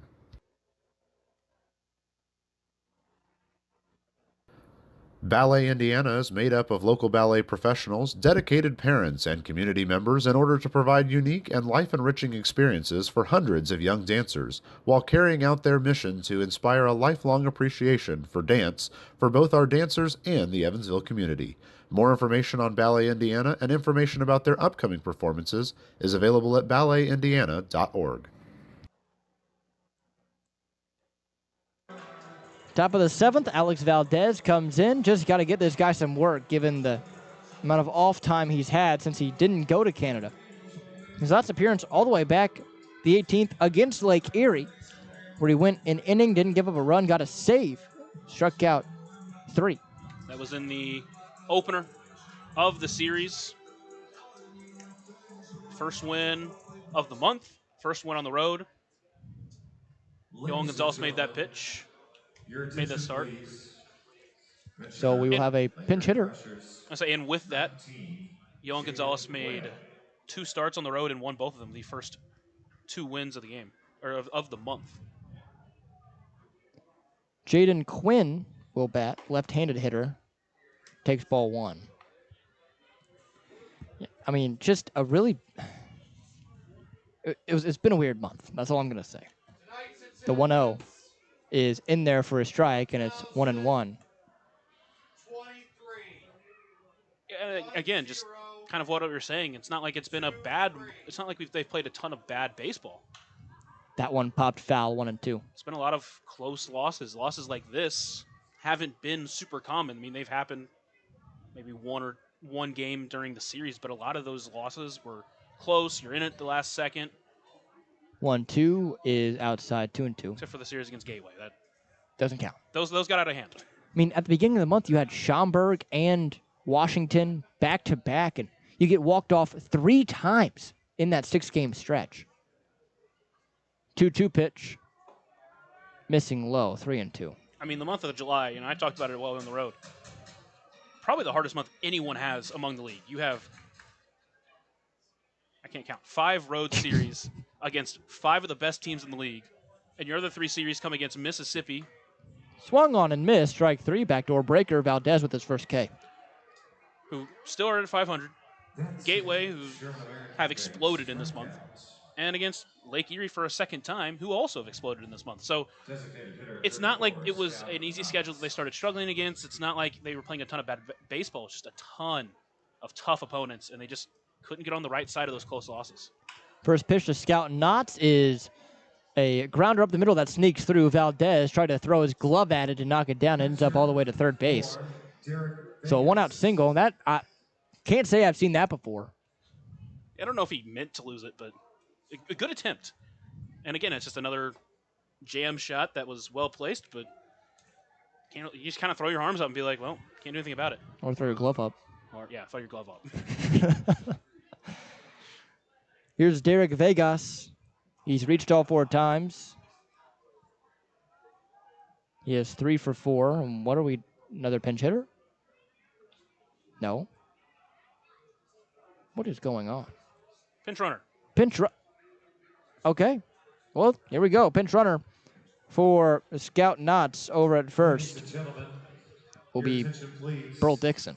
Pinch runner at first base for Lake Erie Crushers. 12. Got to keep your guys healthy.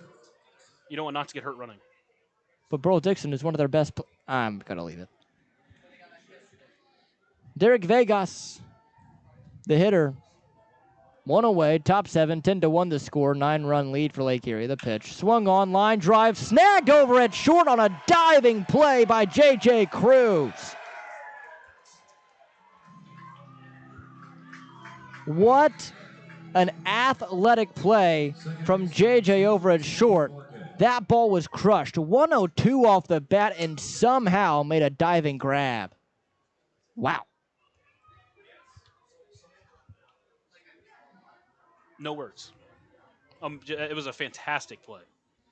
Pitch to Morgan is low. It's 1-0. Again, that's what I was talking about. JJ made some really, really good defensive plays. He had one in Quebec. It was a sliding stop over at second base and tossed to short in time to get that double play. He's had a couple of mistakes the last couple of games, but again, he's played some really good defense this year. 1-0, high fly ball into left center. Over to it is Schwartz. Makes the catch for the 3rd out. So we now go to the bottom of the 7th. Evansville, 9 to tie, 10 to win, 3 outs to do it. 10-1 the score, Lake Erie in front, 96.9 WYR on the Otters Digital Network. Maintaining our independence becomes more and more vital as we age. Swerka and more can help you navigate this important journey by answering your questions and connecting you to free and unbiased community resources and support services. If you are seeking advice for yourself or a loved one, let Swerka be your first call. More information available at swerka.org or by calling 812-464-7800.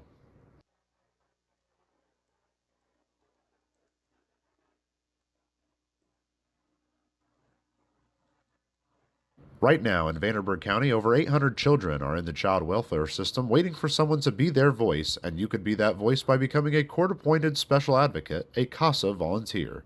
Donating just a few hours a month of your time can change a child's life forever. Vanderburgh County CASA invites you to join them. Stand up, speak out, be for the child, be a CASA. For more information, visit vandcasa.com. That's VAND-CASA.com. Ballet Indiana is made up of local ballet professionals, dedicated parents, and community members in order to provide unique and life-enriching experiences for hundreds of young dancers, while carrying out their mission to inspire a lifelong appreciation for dance for both our dancers and the Evansville community. More information on Ballet Indiana and information about their upcoming performances is available at balletindiana.org.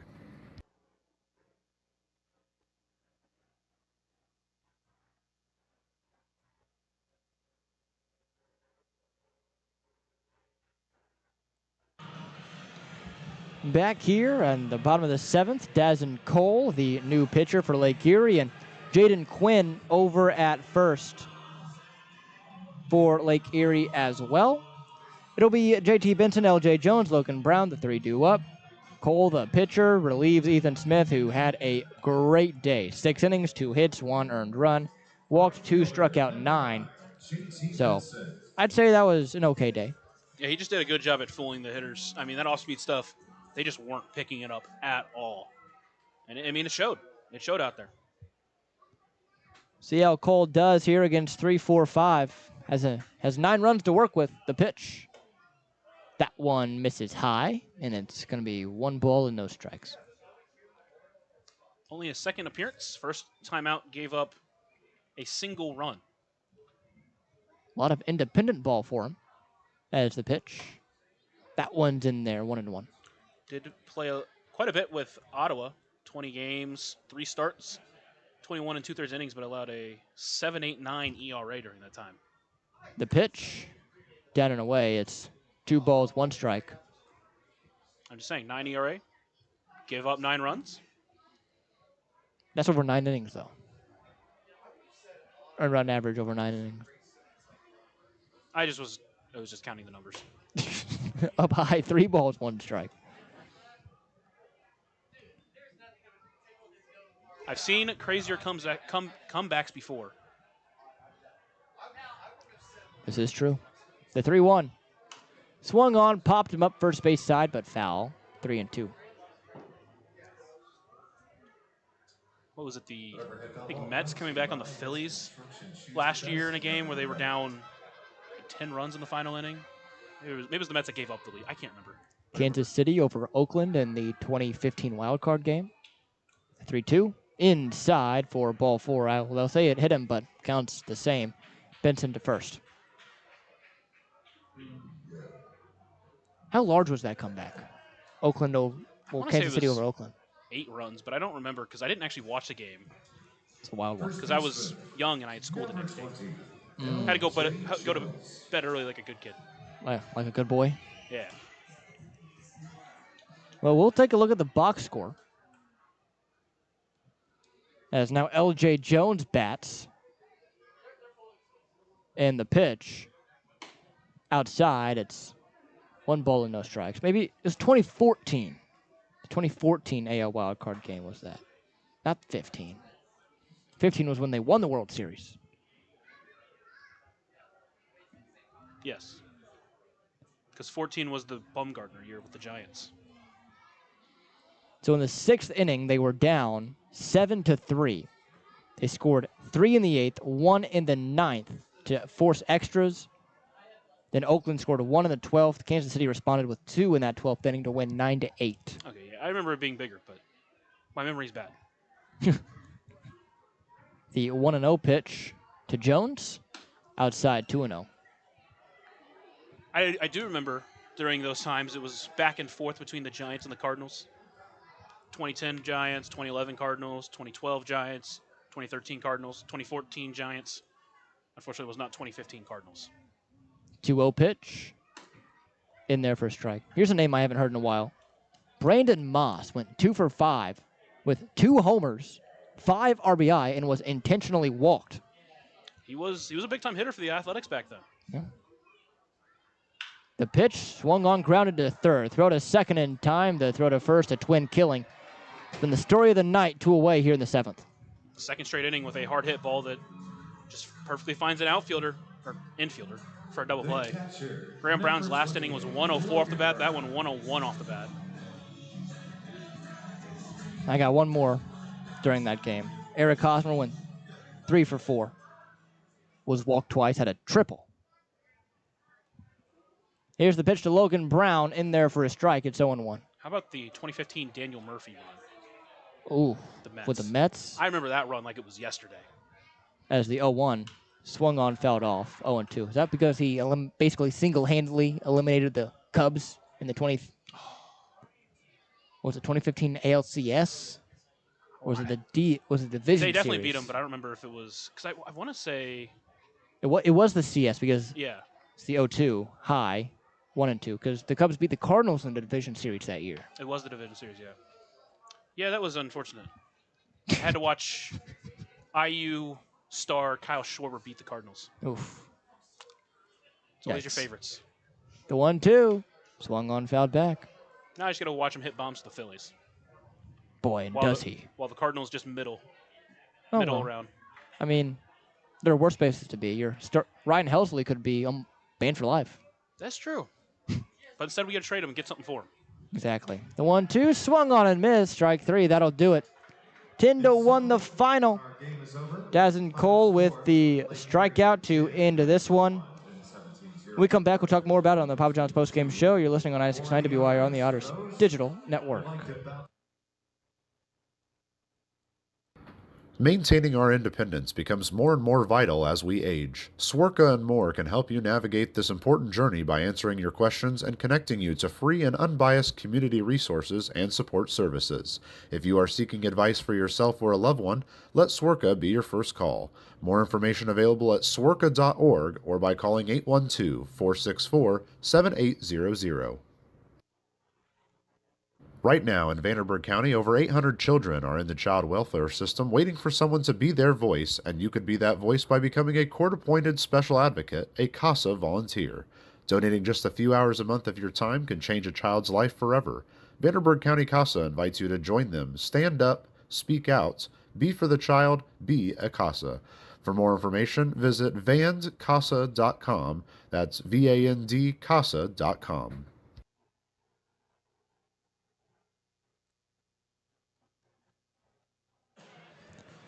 Back here for the Papa John's postgame show. Papa John's is the official sponsor of the Otters pregame and postgame shows, available every game night, 20 minutes before and 10 minutes after. Each Otters game on the Otters Digital Network, the home team network, and on 96.9 WIR. Lake Erie, with 10 runs on 17 hits, did not commit an error. Evansville losing. They had 1 run on 2 hits, committed 2 errors. So a rough one here today for Evansville. They just, really from the start, could never get anything going. Lake Erie got out in front early. Evansville sputtered early, and that's just kind of the way the whole game went. Well, even before that, the resumed game felt exactly like that. It just couldn't get anything going. The Crushers are just finding holes. They're not hitting the ball incredibly hard. There are definitely some hard-to-hit balls, don't get me wrong, but a lot of those were just finding gaps, finding holes. And when you have a pitcher like Colton Anderson who's going to try to get contact, weak contact, there are going to be games where the contact just finds holes. So it's just one of those things where you can't get too far down. You got to remind it, this is the way you pitch. This is what worked for you. You got to keep at it. I don't think it was in an incredibly terrible start for Colt Anderson. 1 walk, 1 strikeout. Got some weak contact, but unfortunately just didn't go his way tonight. Graham Brown was able to get a homer. He went 1 for 3. A really hard hit ball over to third in the 6th inning that turned into a double play, but it was 1-2 off the bat. I mean, hard hit ball He hit the with ball, the homer. So he hit the ball hard all 3 times tonight. Yeah. That the first one was, punted into the ground. So that's not really what you want to see. But even that last one, it wasn't exactly hitting to the ground. It was well struck. It just happened to go right at the third baseman, Irizarry, who stayed confident and made a good play. He's made a ton of great plays over at third. And then he hit that home run. It was a good night for Graham Brown. A good night overall. I can't say a good night overall, but there were still some good at-bats taken. But, man, the pitcher, Ethan Smith, just had the Otters' number tonight. Valdez got his first appearance in a while. Did look sharp, so that's good to see. Hopefully he can stay sharp. Yeah, his one hit was a jam shot, 75 miles per hour off the bat that barely got through the infield. Again, it was another one of those hits that just found space. Overall, looked good tonight. That's good to see. McCall worked through some things, didn't give up an earned run. And again, looks pretty sharp as well, so good bounce back from him after giving up 4 runs in Ottawa. Maloof really, called in earlier than he probably wanted to. 3 innings, allowed some runs, but again, it's kind of the same thing of if you can just figure out how to control that fastball more, and tough pitcher to hit. So Evansville falls now to 24-43. Lake Erie is 38-27. Lucas, any final thoughts? No. There you have it. Oh, I will say this. You get Yohan Gonzalez on the mound tomorrow. You get Braden Scott on the mound on Thursday. So got a couple more games here that you can still go out there and win this series. You got your 2 best pitchers going up. Obviously, it's going to be a tall task against 2 of their best pitchers, including Anthony Escobar tomorrow. But excited for the rematch between Anthony Escobar and Yohan Gonzalez. That was a pitcher's duel throughout. 8 innings, 1-run game for Anthony Escobar, 7 shutout innings for Yohan Gonzalez. We'll see how it plays tomorrow. Again, the final 10-1 in favor of Lake Erie. Thank you so much for listening to the Papa John's postgame show and listening all game long. For Lucas Macklin, I'm Riley Angel, and as